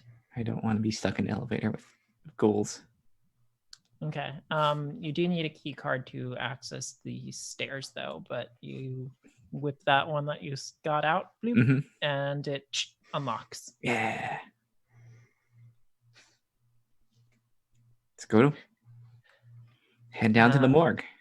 Yeah, you file into this staircase that is made of just cement with like a metal handrail, and it takes you down just one level down to the basement, and then there's another that you need to use the key card again to get into, and you go further down another level. And down on this like sub basement level, the style of like you can see like through like the window through the hall, the style of the building is a bit different. The tiling style and color scheme seems to be kind of older, maybe from like the 1920s or so. The lights are, I mean, they aren't as bright. They're a bit dim. They're kind of like a yellowy hue instead of the bright like white LED light. And as you open the door, you get like a very stiff smell of ammonia. Whew. Well, this appears to be the place. Let's... Ooh, everybody ready? Everybody got the things? Everything smells like shit. You're not wrong. You're not wrong. This is... If we're looking for the morgue, this is definitely the smell. All right, let's go. Let's go. Okay, you immediately go out. Like, you go out into the hall, and then immediately on your left, there are two double doors that you require like an access card to get to, and through the right, you can see a man with like kind of like longish hair pulled back in a ponytail, wearing just scrubs essentially, and hanging out behind the desk playing on a Switch. Okay. Can I read his aura? Yeah, sure, go for it. Do your roll. Yeah, is he playing the Untitled Goose Game? It's mandatory for all these.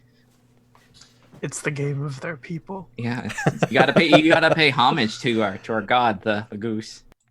Yeah, you The can just demon hear. goose. Whoa.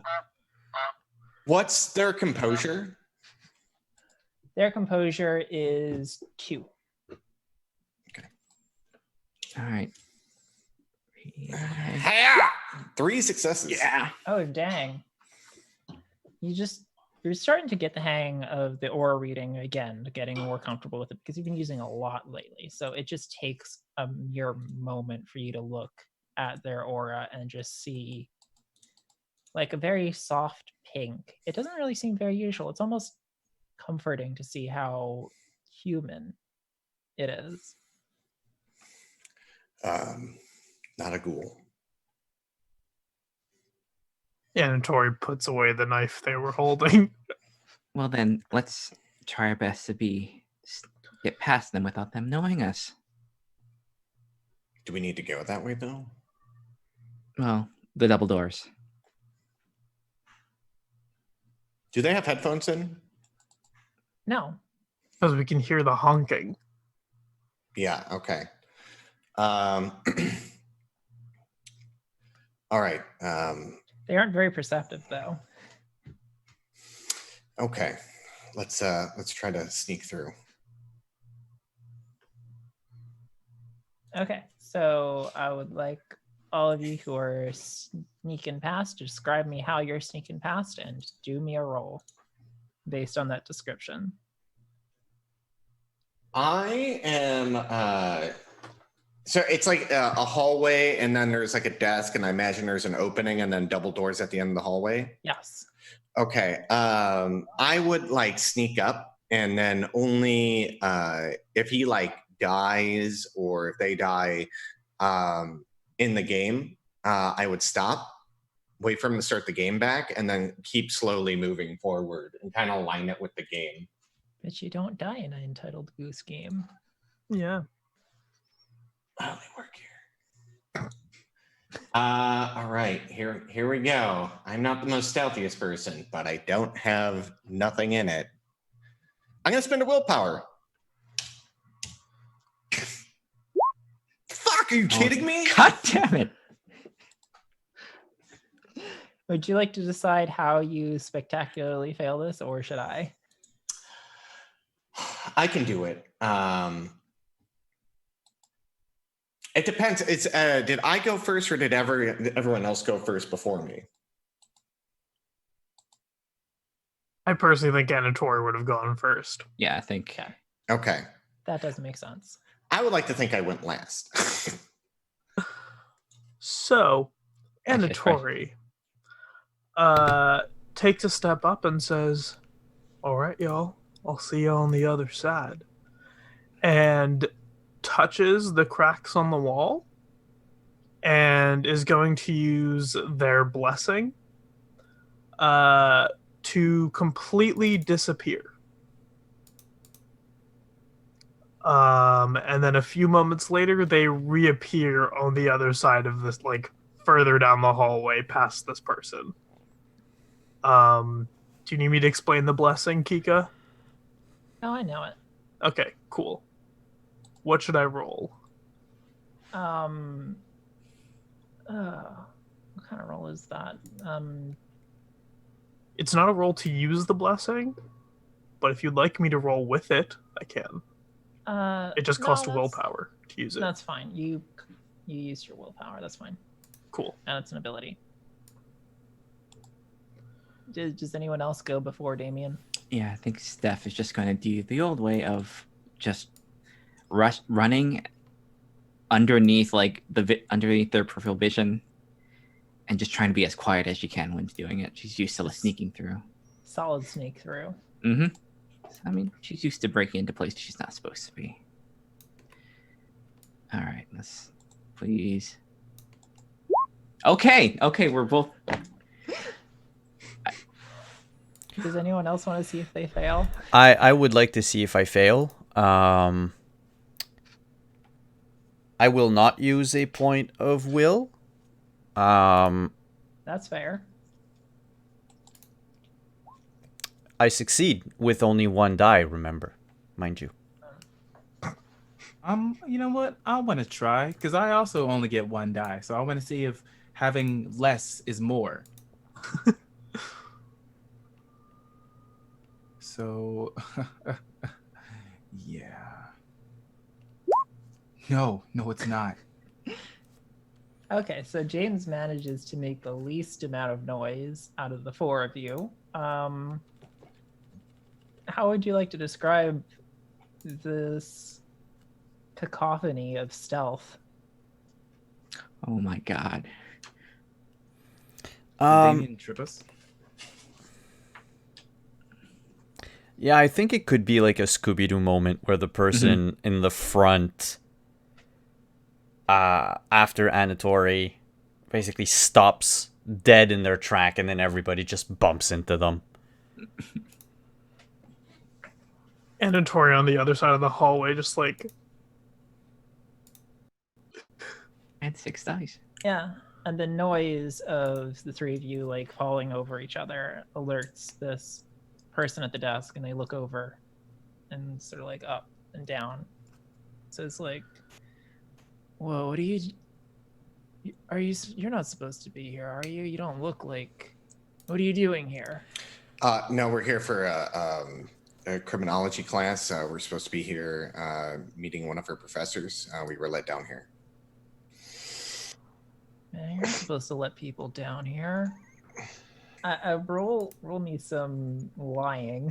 Oh my god. Oh, come on.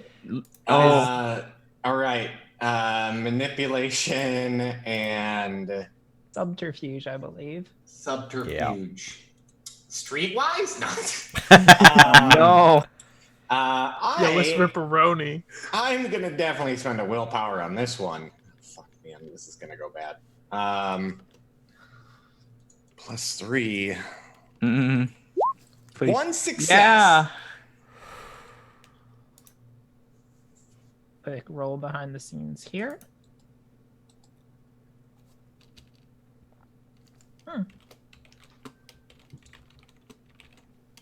Oh man, you're not supposed to. What teacher sent you down here? I'm gonna have to have a word with them. Oh, it was Dr. Callahan.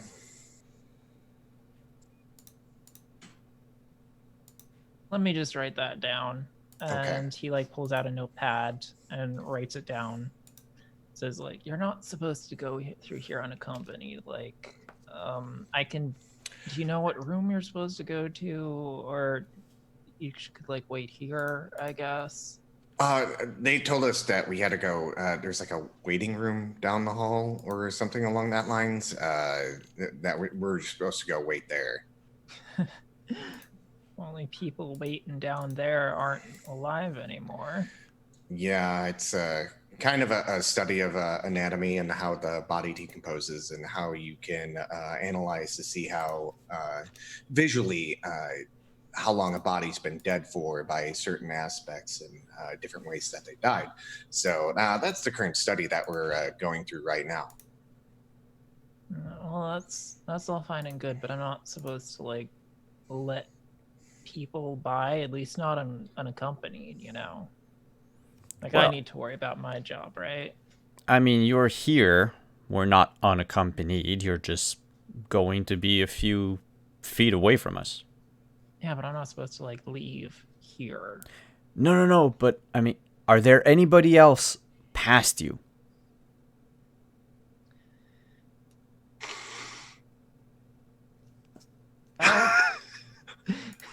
And he like turns to glance down the hall. And Tori's not there. And Tori wasn't waiting for these idiots. As soon as they were caught, and Tori was like, I'm out. Peace. Bye. Yeah. Is there anyone that can see us? Anatori. No, but while he's looking back, Yeah? I'm going to brute force knock him out. Blow behind the head. Yes. Okay. Do a fight. Do a fight. Ripperoni. I mean, Oof. 2. Would you consider like knocking that's someone two. out while using a distraction? It counts as dirty fighting. Yes. This is like the definition of dirty fighting. You're sucker punching him. You're punching when they're not looking. They're like, hey, look, a distraction. What? Bam. And because What I'm is Lucas using doing? my brute force thing, I get to add a +2. Wow, for a total of Oh, 0 no. successes on 8 dice. I hate Welcome you. to the finale. Welcome. Suck. I got this. I got this. You got this. There's I like a noise from his game, and he looks down at it, and he lowers his head at just the right moment for your fist to whiff over it. I'm gonna walk over and be like, "Oh my god, do you see that wall? What? Did they Yeah. turn?" Are we just gonna get all 4 of you to surround this man and just start no, it's fine. punching at him? Once Fine, he- I got this. Look over there, punch. Look over there, over there. punch. It's like the way I narratively set it up is like there's no reason for him not to look, just who he is, but at the same time, I imagine this quickly going off the rails, or each of you make him look a different direction and you I keep got it. swinging at him and This missing person- him. As soon This as- person as soon as is he a looks, ninja. gonna- Like, swoosh, swoosh. I'm gonna put him into a chokehold. Oh my god. And Okay, I have try. chokehold. All right. So is that? So that is Got 2 defense. okay. Strength and brawl. Yes, very All much right. brawl. And do I get a bonus to it because of my Muay Thai? Are there much chokeholds in Muay Thai? Yeah. It's because they're Okay. trying to choke people out and make them pass out forever. But that's bad. I'm not trying to kill them. I just No, want it's them the to- finale. I'll give it to you. That's out forever. I thought And I'm they gonna were use- just giving hugs. I'm going to use a willpower as well. Okay, go for it. Please, All right. finale, don't do this to us. That's 2 Okay. successes. Okay, so he's just like, "What? What are you talking about?" And then you just get him and choke him out, and he starts struggling like immediately. But you can tell right away that he's not very strong. He does almost manage to slip out of your grip though, just from sheer adrenaline terror, and he's kind of like squirrely. But after a couple moments, he eventually slumps. Put him down. Is there anything like rope or anything? No, this is a Record. hospital. Is there any like computer cord? Actually, I have rope. Yeah, use the power cord for a switch at worst. It's Oh, in you- my kit. It's in my kit. Rope is in my It- kit. I mean, there are cords and stuff. There's like a computer right All right, there. somebody and tie him some up. cables. Who's good with tying people? What skill is good with tying people? Crafts? Who of us Okay, was in the Boy everybody- Scouts? Everybody compare your stats in character to decide who ties this person up. I got crafts and dexterity. Why does tying them fine. up matter? We're not gonna be that long. Come on, Yeah, hurry that's- up. Fine. James watched a few Shibari videos. Do I have experience? Next scene. Next scene. Get your butts over here. Let's go. All right, yeah. Steph's gonna take the time to just open up that key card and go through these doors because How many Um, cameras have seen us? all of them, all the cameras. Just assume all the cameras have seen You've us. done nothing to stop any cameras so far. That's Nothing. why I brought a face mask. It's too late. That's why I have a permanent mask. Yeah, the guard's key card doesn't work here, but All right. you're able to grab the key card off the receptionist person, and that does You know what? let you in. I want that switch. I'm gonna take that. You're stealing in their switch. Yes. The regular Man. human. Mm-mm. It'll look like a So theft. mean. What? Okay, you steal their switch. Cool. It'll look like a theft. Inventory goes up to Damien and says, "Y'all need to get better at your sneaking if you're gonna keep doing this kind of stuff." Usually doesn't go that bad. I guess we're just unlucky today then. Usually it's just ruins. But That's very true. Anyways, let's head and take a look at these bodies. Yeah, See if we we don't have very can't much stab time. a vampire too. Yeah. The hallway isn't that long. There are a few rooms going off to the sides, and each one you can see through is like a mortuary setup where there's the what are they called? The body cabinets. Mm-hmm. I called them body tubes earlier, so I would have God, asked the body me. tubes. The body tubes. For some reason, my brain went to Foot Locker in a very literal sense. Oh, no. That's not correct. Actually, no, I don't want to steal that man's switch. That seems bad. That seems, Do you that just seems- like go back and put Too it late, back? you stole. Too late. Too late. I'll put it back. I like to think the camera's watching you. Just like you take the switch, you run off camera, you run back onto the camera, just put like down I the just- switch, Yeah. run away. There's a little bit of there's conscience in there somewhere. But yeah, the lockers and the table things. Okay. Want to The do drains another? in the middle of these like tiled floors. I would appreciate that stuff. if any of you other than me touch these bodies. Anatori's gonna look at these labels, like the labels on each of the things, and look for any that are Jane Doe. In the first room, you don't really find any. It doesn't take you long to like glance over them though. Second room, there is one John Doe. You can easily open that up and pull it open. The body I'm looking is- specifically for Jane Does. Okay. There, well, then you don't really get like anything. There's the next room after that. There's no window on this door, and it looks kind of it initially looks completely unassuming, but when you think about it, it's kind of creepy almost in how it's unassuming. And you go to open it, and it's like normal, locked with like a key. Locked, like not like a key card, but like an analog. Oh, We got an interesting door over here, y'all. what do you see? Well, I see a Um, door that's locked and Yeah. doesn't have a window like every single other door down here does. Mm-hmm. Yeah, and the rest of you, it takes you a moment, but then you realize that you didn't really notice this door initially. Oh. I'm going to put my ear against the door. And I'm going to use another of my thing where I have sensitive ears and I can hear frequencies above and below that of humanity.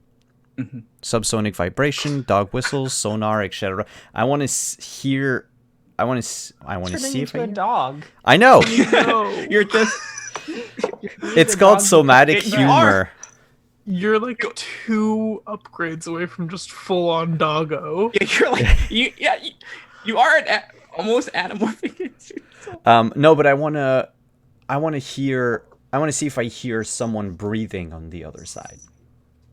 When you put your ear to the wall, initially you hear this very low frequency hum, almost like a drone that you're not sure quite what it is. It's kind of similar to like an old big ventilation fan, but not quite. Okay. Over that, there are some like clicks, whirs, a couple like whoosh, whoosh sounds. It sounds kind of like there's some general like machinery in there. Then after like a moment of focusing really hard, you think maybe you can make out some shallow breathing.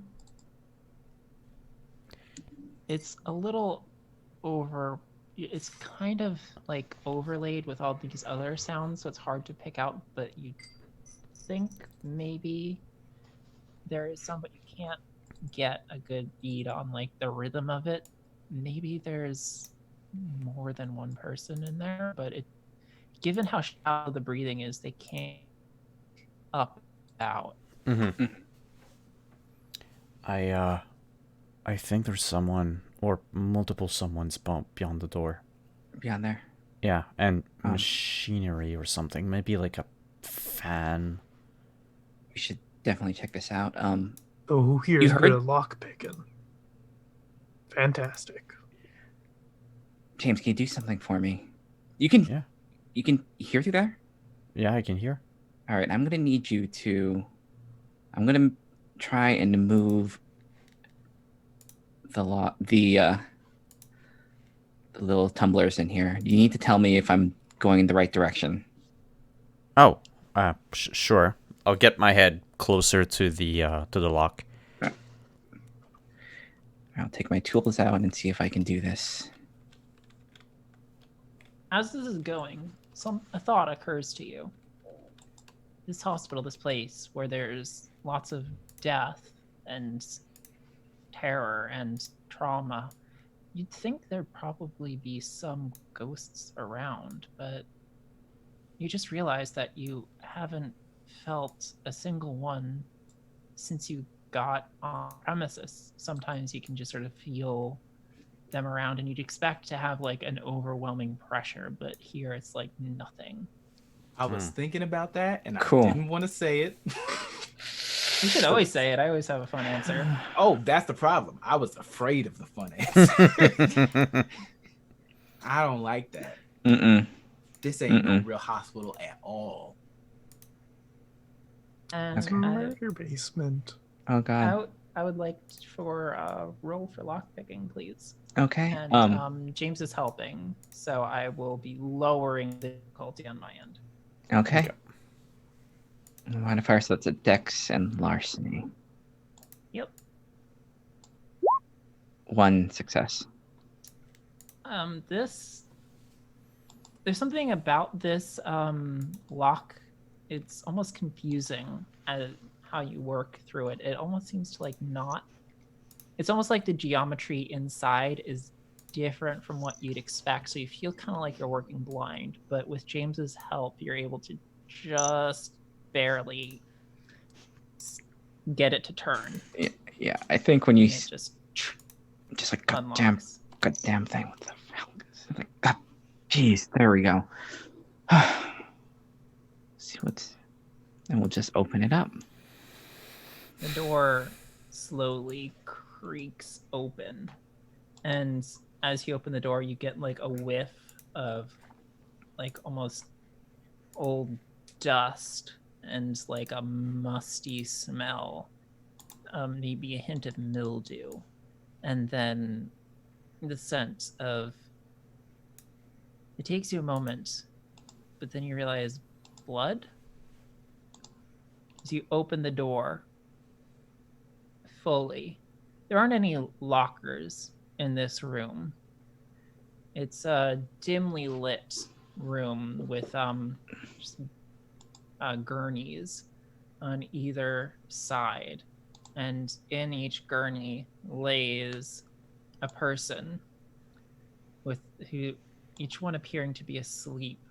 There are a few machines hooked up to them, like monitoring various things. The far back room, there's just like this big fan slowly turning, getting ventilation in the room. You're not really sure what it's doing, really, given that the room smells the way it does. But each of these people, instead of like normal hospital scrubs, they look just like street clothes. They're kind of like ratty, out of place, moved around a bit. And if you move closer to them, I don't want to dictate your actions, but if you move closer to them, you can see on each one's forehead, there's a different little mark drawn in Mhm. like a sort of deep brown, rusty kind of color.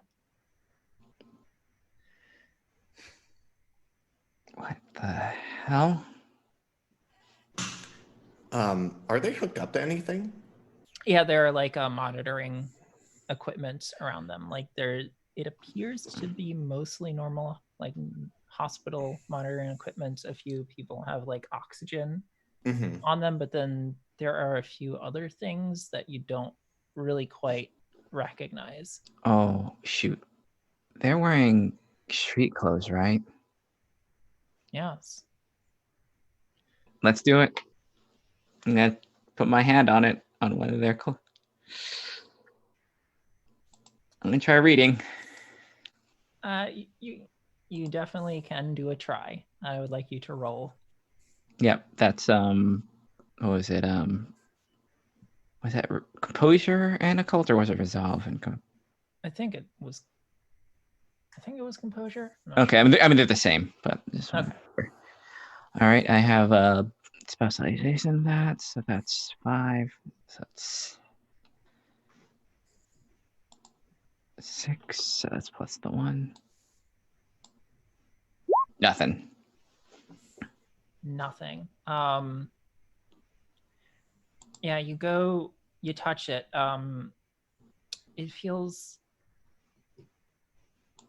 It almost feels like when you touch your face after it's been numbed at the dentist. Mm-hmm. It's like that, but with your ability to read the aura. It's just like read the memories. You go and you fully expect something to happen, but it's just nothing.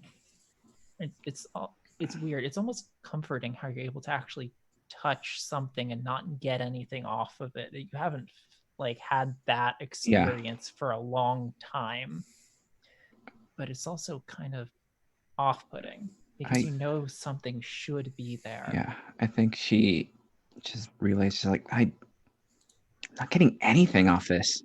Like, you should get something, some feeling. There's just feels numb. What's happening here? All in all, there are about 8 people in this room.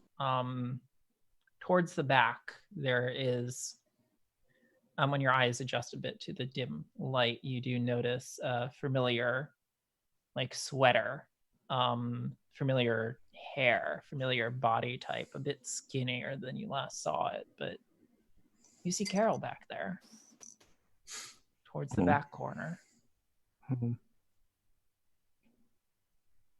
There she is. It's right there. Come on. Real quick, while staff runs that direction, can I make an investigation check to see what's going on with these people? Like, are they purposely being put into a coma, or like mobile blood banks or something? Can you give me an occult check, actually? Okay. I can do that. I'm going to spend a willpower, because fucking why not? Yeah. 3 successes. 3 successes, nice. You think that the marks on their forehead aren't like all of it, but they are part of something that is magical in nature being done to them. You're not entirely sure what, but you have seen some symbols in your research, and you think it might be connected to the state that they're in. Okay. And is anything being taken from them, or are they do they have any markings on them or anything like that?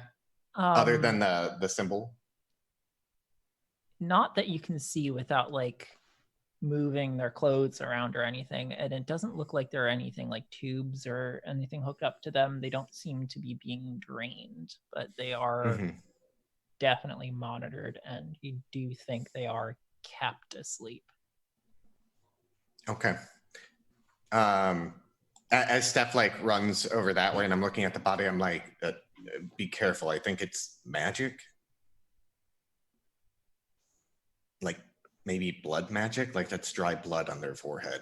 All right, so what do we do? Well, like we can't just leave her here. Like, is there a way we can? Do any of you know anything? Does it look in any way like some of the operating room in the Promethean compound? Not really. You'd say it's more like a monitoring setup than an operating setup. I'm not good at medical stuff. Is there anything that goes from like an IV bag into her? No. Okay. It's actually a bit odd. There's nothing, like no fluids, no feeding tubes or anything. They're just suspended with their shallow breathing. All right. I mean, we can try waking them up. We need to hurry. We need to hurry and get out. Well, what about everyone else? We can take Carol out of here, but... Well, we kind of have to get everyone. How are we getting everyone out? We can wake them up. How do we wake them up then? I don't know. I go up to one of them, lick my thumb, and start rubbing off the symbol. Okay. Is it Carol or one of the other ones? One of the other ones. Okay. We tested our test case. Rip. Yeah, you rub. It doesn't come off right away, but after about say like 20 seconds of good rubbing, eventually like they groan and kind of like slap at your hands and they say like, fucking 5 more minutes. Get the symbol off their head. And I start tapping this person on the face and I was like, you need to get the fuck up. Wait, who the fuck are you? You need What to be is this? quiet. Where am Quiet. I? Shut up. Shut up. What's going on? I don't know, but you guys shouldn't be here. Is this like a Saw situation? Do I have to like eat someone's face to get a key to get out of here? No. Just help wake everyone up. And then I start like How rubbing. do I do that? Rub the shit off their head. It's drugs. Whoa. They're believe medically you may help. induced comas. It doesn't take long for you to wake everyone up. Everyone seems groggy, disoriented. No one seems to know where they are, why they're there, what's going on. Everyone seems very nervous, scared.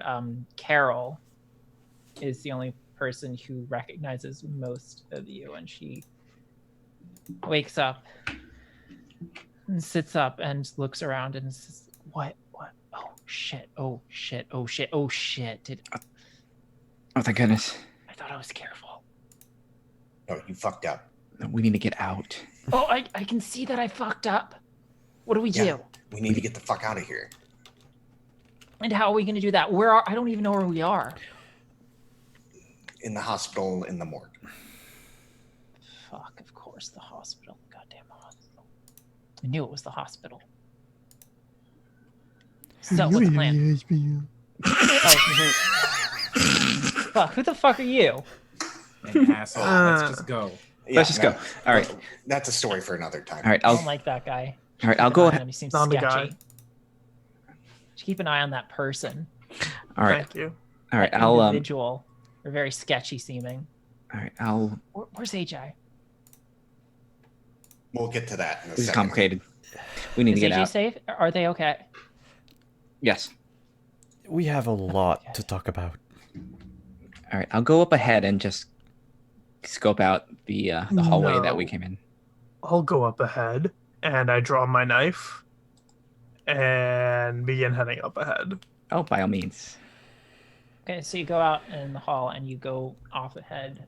Should Everything's clear up to the double door. When you crack it open, you can see that guy starting to get up, rubbing his head, and he's like, ugh. And he starts like I'm groping around on gonna the run desk. in. Okay, you run in. Yeah. And what are you gonna do? Anatori is going to, because they're still laying down, correct? They're getting up. They are up. Okay. I want to tackle them to the floor and then press the knife to the back of their neck and not hurt them, but like I want them to know it's there. Okay. Well, I need to make a roll, and I would like you to make a roll too.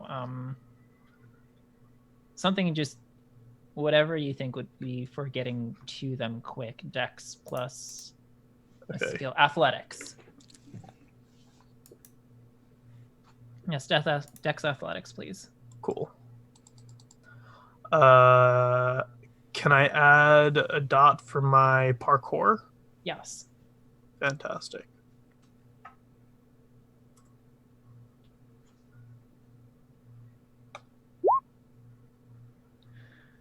Okay, good. So you charge at them, and as they're groping around on the desk, they reach for the like phone on the desk, and like right before they get their hand on it, you tackle them to the ground, and their hand just gets jerked away from it. They aren't able to. They were gonna call security, Of course. but you got them, and you got that knife right up on their neck. Stay down. Stay man. down. Man, what the fuck? I was just, dude, just don't hurt me. I just work here. I'm going to make a single suggestion to you right now. Close your eyes. And when we're gone, you're going to quit your job and never come back. But it gives health benefits. It has health benefits that won't last much longer if they find out that you know what happened down here. I don't know shit. I just woke up. Like, what the? I'm probably gonna get fired anyway. Okay, then keep those eyes closed. The more you know, the worse off it gets for you. Fucking. Never should have listened to G.I. Joe.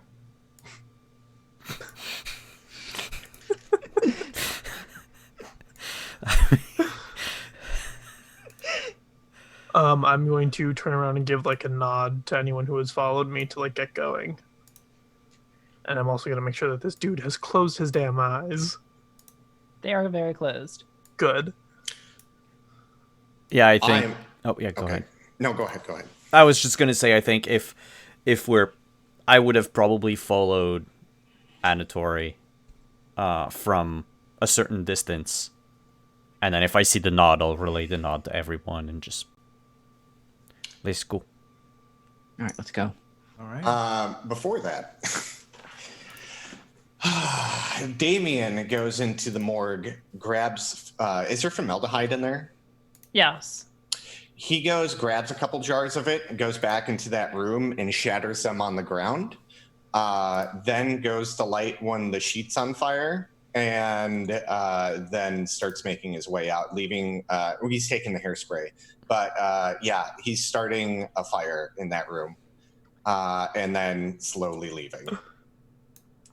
Well, let's burn down the hospital.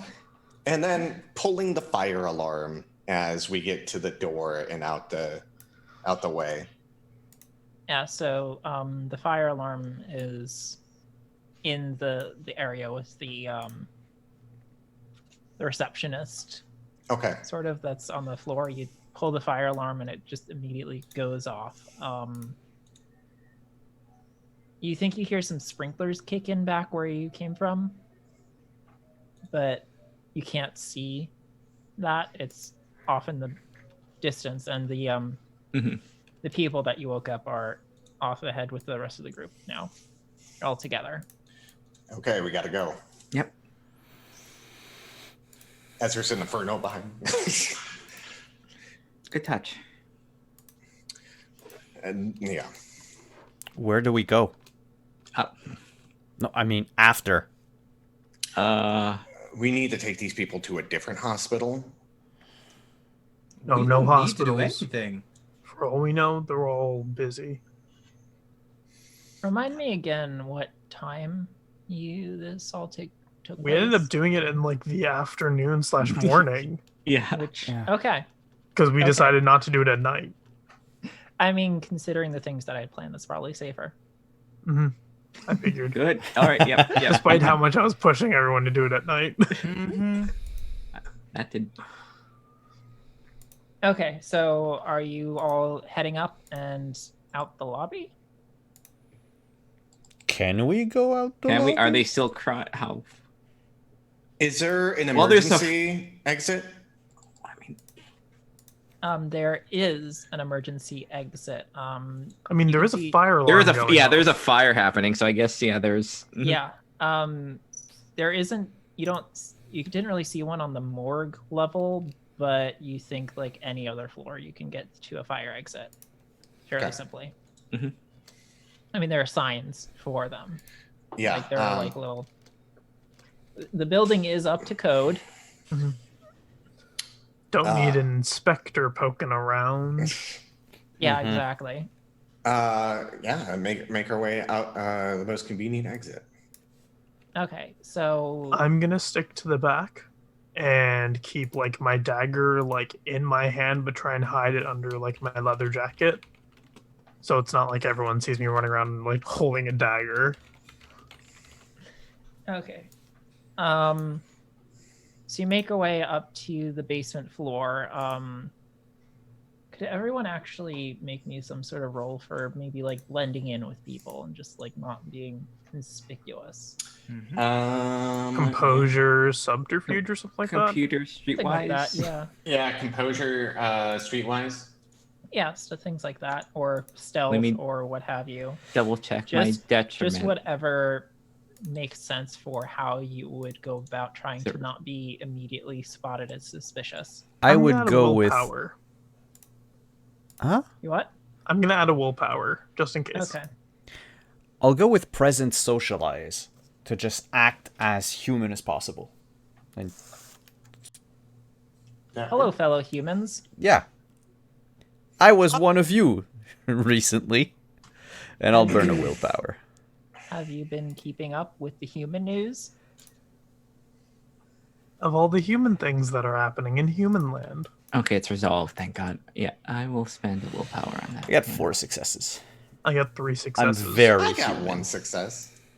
Okay, I'm gonna do Um, composure and socialize. Oh. go for it. I'm gonna use the willpower as well because everyone else is doing it. Okay. Oh wow, that one took a little while. 4 successes. Wow, if I fail this. 2 successes. All right. There we Okay, go. And I rolled for the rest of the group. You're all fine. You're actually kind of surprised how easily you're able to get out of the building. You sort of just get in with like the crowd of people being ushered out and find your way to. You actually kind of go in with like a group of visitors and sort of glom onto that group being escorted out one of the back exits out of the building, and you all go out into a back lot and into the inviting, comforting, warm sun. You can hear distant fire engines approaching as you exit, and you have found yourself your way out safely with 8 people in tow, being very confused and wanting to know what's going on. Oof, all right, we're out. Ooh. Didn't think this far, but where are we going now? Anator is turning to address the 8 other people who aren't Carol while Yeah, they it all would be plan. 7 minus Carol. 7, okay. Okay. While they all plan. Are you saying anything to them? I was waiting to see what they came up with, and I was gonna say my thing separately. Okay. Are any of them considered missing?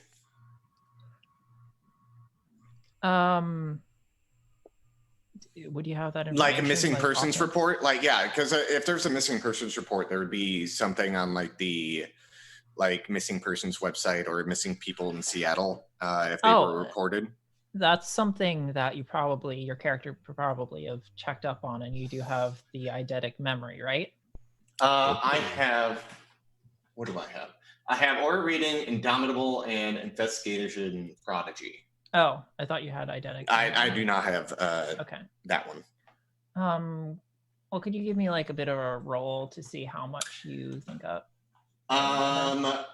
Investigation or computers? Let's say investigation plus intelligence. Okay. Sweet. Or would it be intelligence? I think it might also. Yeah, just do whatever of those stats. Okay. Nothing. Okay. You know, the thing I'm good at. Wait, that was intelligence and wits. Oops, what the fuck happened? Here, let me do that again. Ooh. There we 4 successes. There we go. Oof. Okay. So you actually are able to recognize all these people like right off. They are all missing persons. One of them is Timothy Paxson. Another one is Jillian Bertigan. Another is Kevin Lavario. Et cetera, et cetera, et cetera. You're actually able to like get their names. Okay. I tell them it's morning or afternoon we did this. It's just roughly midday. Let's say 2. Midday. Do you those people? I go like, look, you are all missing people.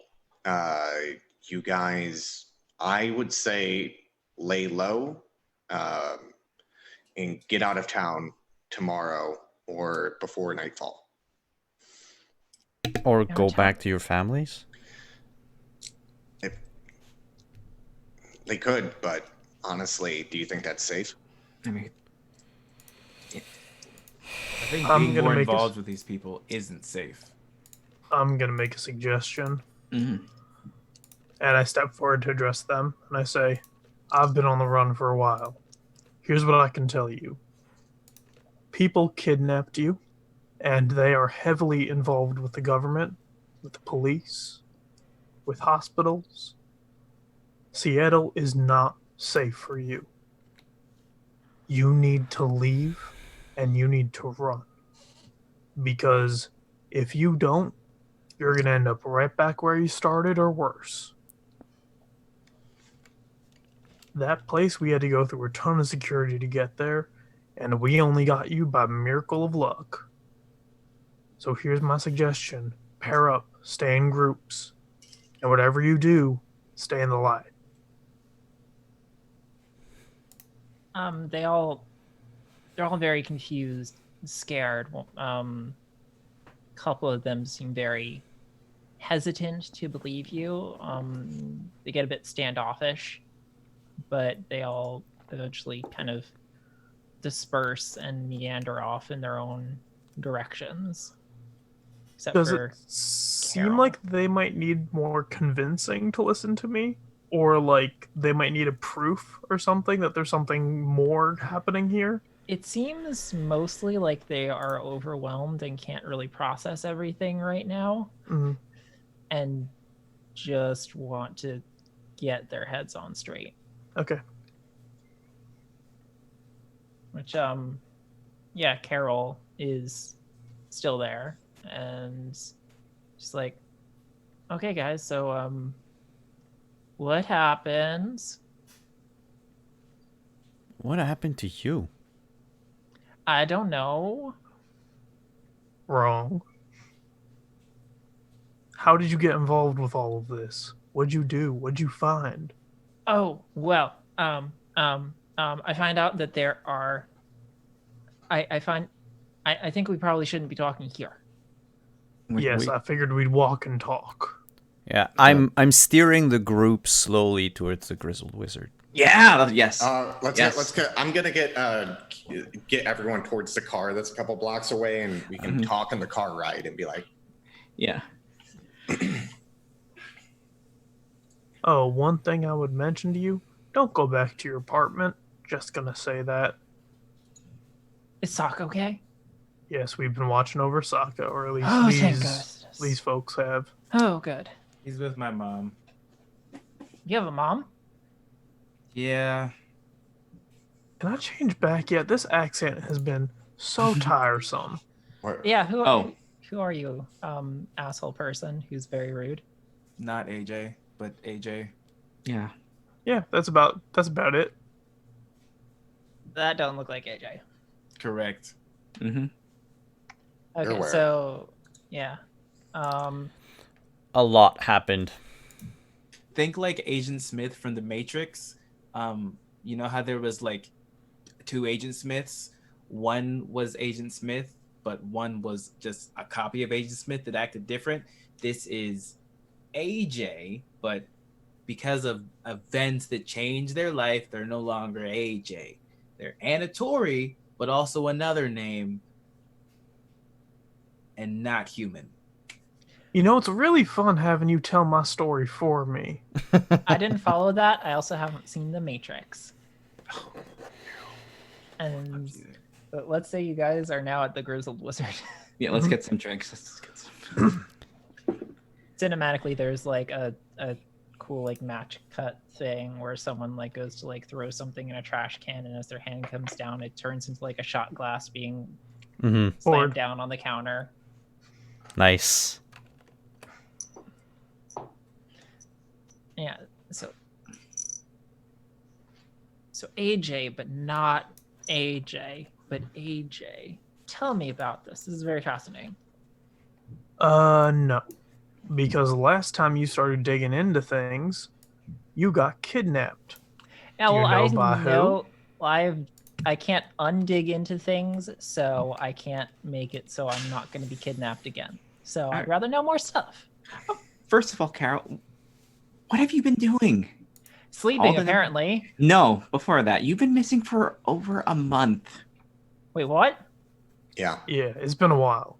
It's break is gone and over. you need to eat something. Oddly enough, coming from me. And she looks down at the empty shot glass in front of her. We'll get you some. Yeah, I think I shouldn't have brought people to the grizzled wizard. We'll get some. Have all the peanuts you can eat. Carol, All the. I have a question for you. What? Can I see your teeth? My teeth. Yes. Why? I'm curious.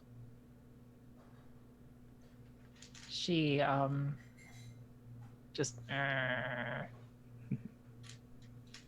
look mostly the same. What do you mean mostly? Mostly's doing a lot of work in that sentence. Mostly is.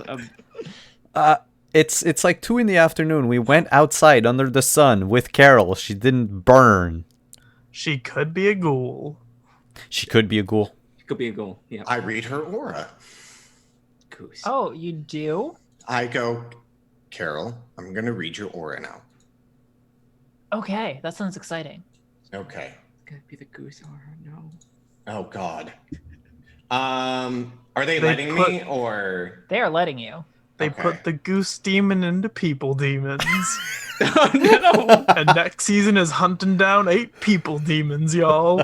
we released Two. the evil gods into the world. No. Successes. 2 successes, yeah. Yeah, you are very comfortable with reading auras now. You just sort of like turn it on, and you know you turned it on, and turned it on like every other time you've turned it on before. And Uh-oh. you, while you're looking at her, there's nothing. She just says, "So what does it say? What's it look like?" Damien? I You okay? What is it? Is it like the goose? no. There's nothing. What do you mean nothing? Well, that doesn't make sense. Everyone has an aura, right? Yeah. And I can plainly know that I am you're willing, so I can perceive into it, and nothing. Are you sure it's not broken? Yeah. What does your aura let you see, Damien? Generally, I can see emotions. If there's something, what I've been slowly figuring out is that if there's a supernatural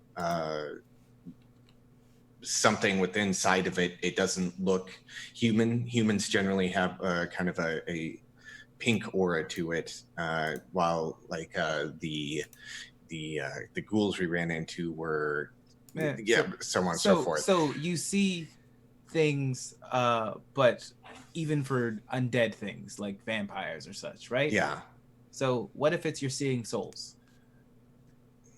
it's very possible. So she wouldn't have a soul anymore? That's ridiculous. What's I have that a soul. mean? How do you know? I mean, how do you know you have a soul? I don't, but I also didn't know that vampires and ghouls and werewolves existed until a week ago. So if you have no aura and there's a demon ghost, there's a possibility that you don't have a soul. Well, I don't feel like I don't have a soul. And I feel like I should have an aura. Maybe they did something to you in that room. Damien, did you get a bead on the aura of any of the other people we rescued? Actually, didn't read any of them. I was more concerned about if they had stuff taken away from them. Carol, what were you looking for down there? What were you? We found your journal. What were you looking for Oh, in the hospital, in yes. the gasworks? Well, there were a lot of missing peoples coming up, and I got directed by a friend who I don't think I have permission to tell you about, but Saturday. Saturday. You know Prometheans? Saturday? Yes. Yeah. We've Yeah, met she Promethe- helped They've me. met the Prometheans. So Saturday told me about how at the hospital the records don't really match up with like the actual in out. So I thought I should probably check that out. There's a lot of other things. It's a lot, but basically I was just like checking that whole thing out. How the vampires, you mentioned vampires, they're real, Mhm. scary, crazy. Yep. I think one owns that hospital, and I was going to check it out to try to find out what they were doing owning the hospital. Like, you'd think like a vampire would just have a hospital, be like, oh, since I have this place where there are people incapacitated all the time, I can just go and feed whenever. Great, it's like a buffet. But the organs thing and the missing people stuff, that you wouldn't want that happening if you were just gonna like, get a snack every once in a while, right? Mm-hmm. Yeah. Yeah. So I figured there was something more going on there, and I really wanted to try to figure out what exactly it is. And did you? If I did, I don't remember. What's the last thing you do remember? I remember going through the tunnels to try to get in there. Mm-hmm. And then as I was going, I ran into someone who grabbed me. Didn't really get a good look at them. They had me down on the ground, and I heard them talking to someone else. I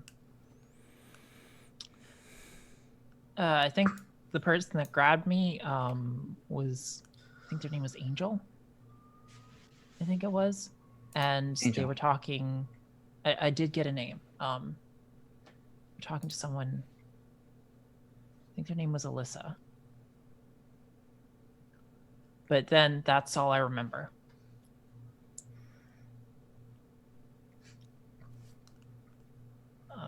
As they're talking, Anatori, Yes. you'd be the one to recognize it. As they're talking, there's something about them that sort of like flickers and shimmers, sort of like how it looks like when a fey magic is being used, especially like illusions. And as they're talking, you can see their skin sort of look stiffer and more wooden, and the appearance of like their skin and knuckles and joints fade away to like wooden balls, and their hair just bleeds away, leaving only like these yarn strands. And What? before you talking, ranting about like all these things that Carol has found and discovered and uncovered is a fetch. Anatori And looks at Carol and says, Carol, we were told that you have a girlfriend. Do you want to go check in on her? yes, she's probably worried. I should. Should I call her? Can I call her? Do you think? Yeah, I should call sure. her? I think I should call her. Yeah, there should be a phone somewhere around here. Yeah, I'm gonna go call her. Call her. And she gets up and goes off to find a phone.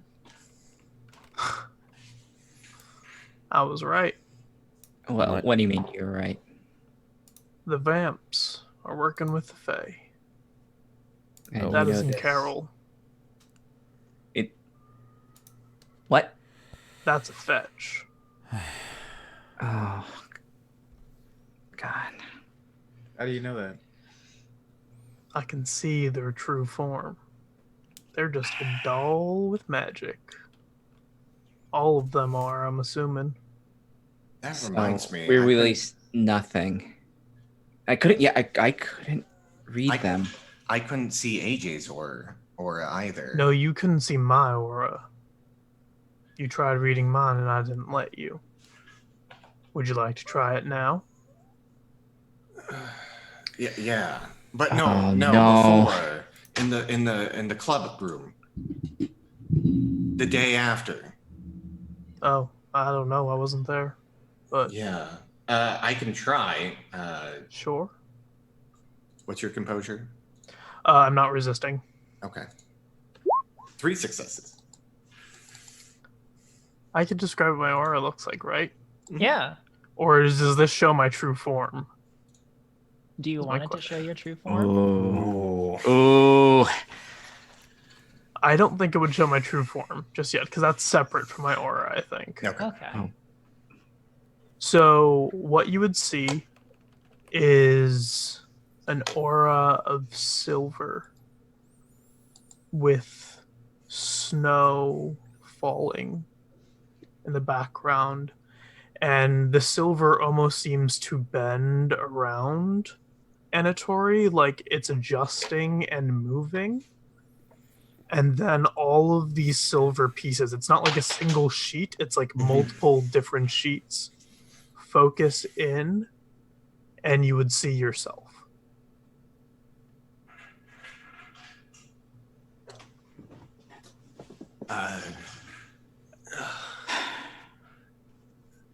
That is what an aura looks like. Damn. That is a fetch. Do fetches not have auras? Oh no, they don't. They aren't technically alive. So, what we did today, we just released a bunch of fetches and just let whoever's doing this know we know. Is that what we did? Well, you did a few things. You let the vampires know that you know. You've painted a target on all of our backs. And now most likely the queen's going to be looking to add y'all to her ranks. Steph just like puts her head in her hands like on the table. It's like, oh. I'd like to It's make a worse. suggestion. Yeah, so what is And it? I'm going to turn to Lucas. Lucas, I think it's time you ask your mom about getting some training.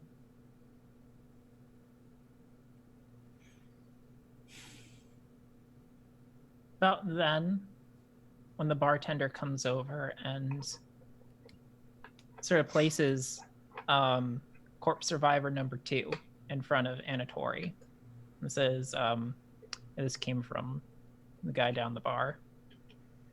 And you look, and there is Keed Liargo. Of course. He looks at you, salutes, and I think that's where we're going to end our season of Seattle by Streetlight. Well done. Thank you, everybody, for joining us for the finale of our game, Seattle by Streetlight. Let's take a moment to let these fine, lovely folks tell us who they are and where you can find them. Starting with, let's start with James. Good old Simon. Hi, I'm Simon at wandering_DM on Twitter, wandering DM on Twitch. You can find me over on my channel. Tomorrow we are debuting our Witcher series with the first flashback session with one of our players. Kika is going to be in that campaign, and so will Gabe. So if you liked what you saw here, come check them out on Tuesdays at 8 p.m. Eastern, 5 p.m. Pacific.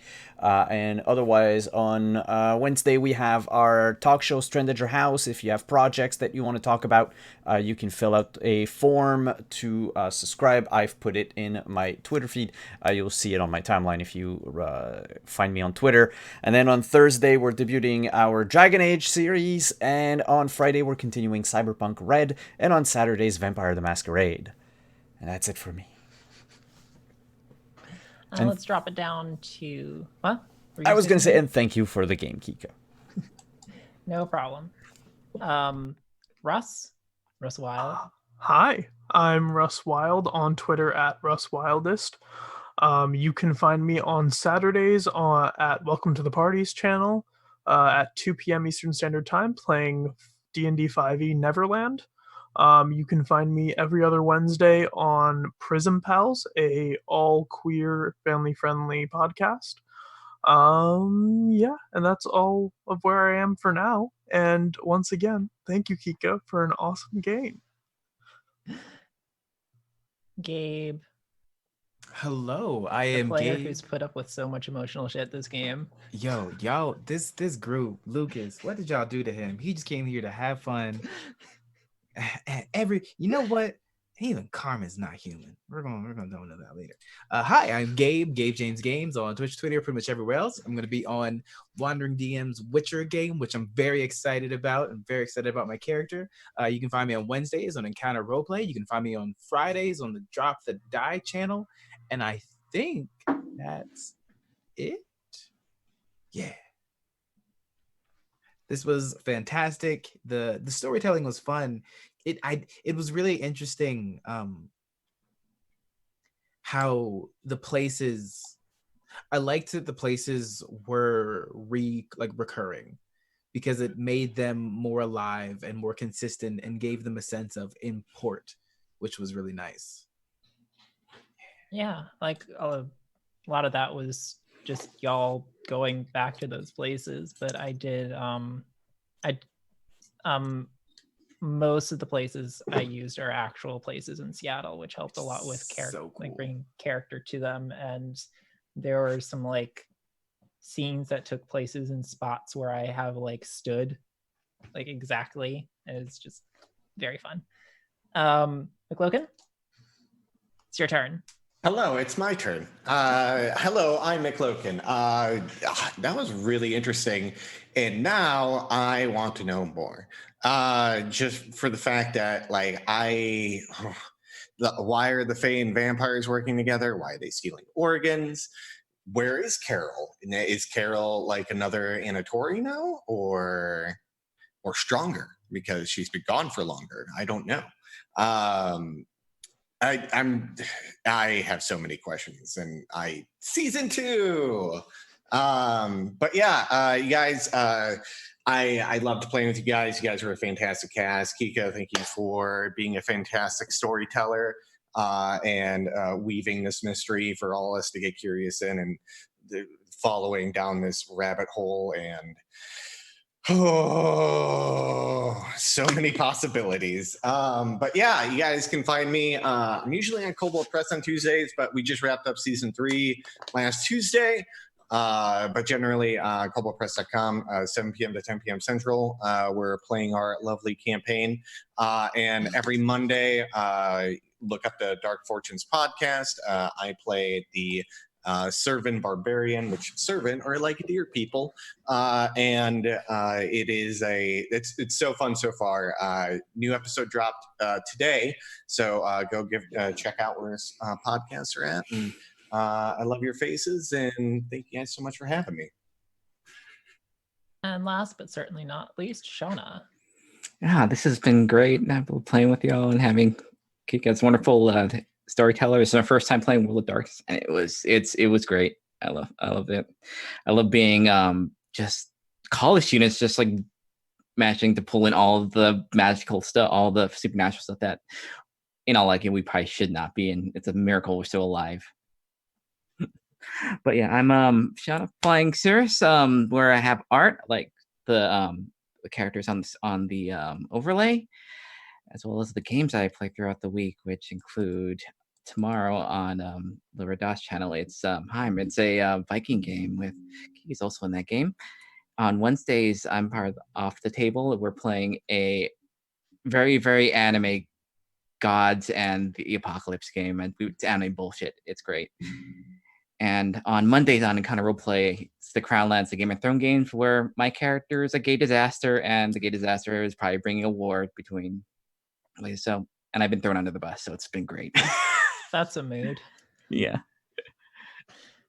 And I have been your storyteller, Kika, at KikaVO on Twitter. Yeah, I hope to see you all soon, when we get a season 2 together. But for now, stay safe, stay in the light. Oh, also, the Kickstarter for Hunter the Vigil 2nd edition is up. So go check that out, link in the chat. Yay. Yay. Goodbye, everyone. Bye. Bye. Try not to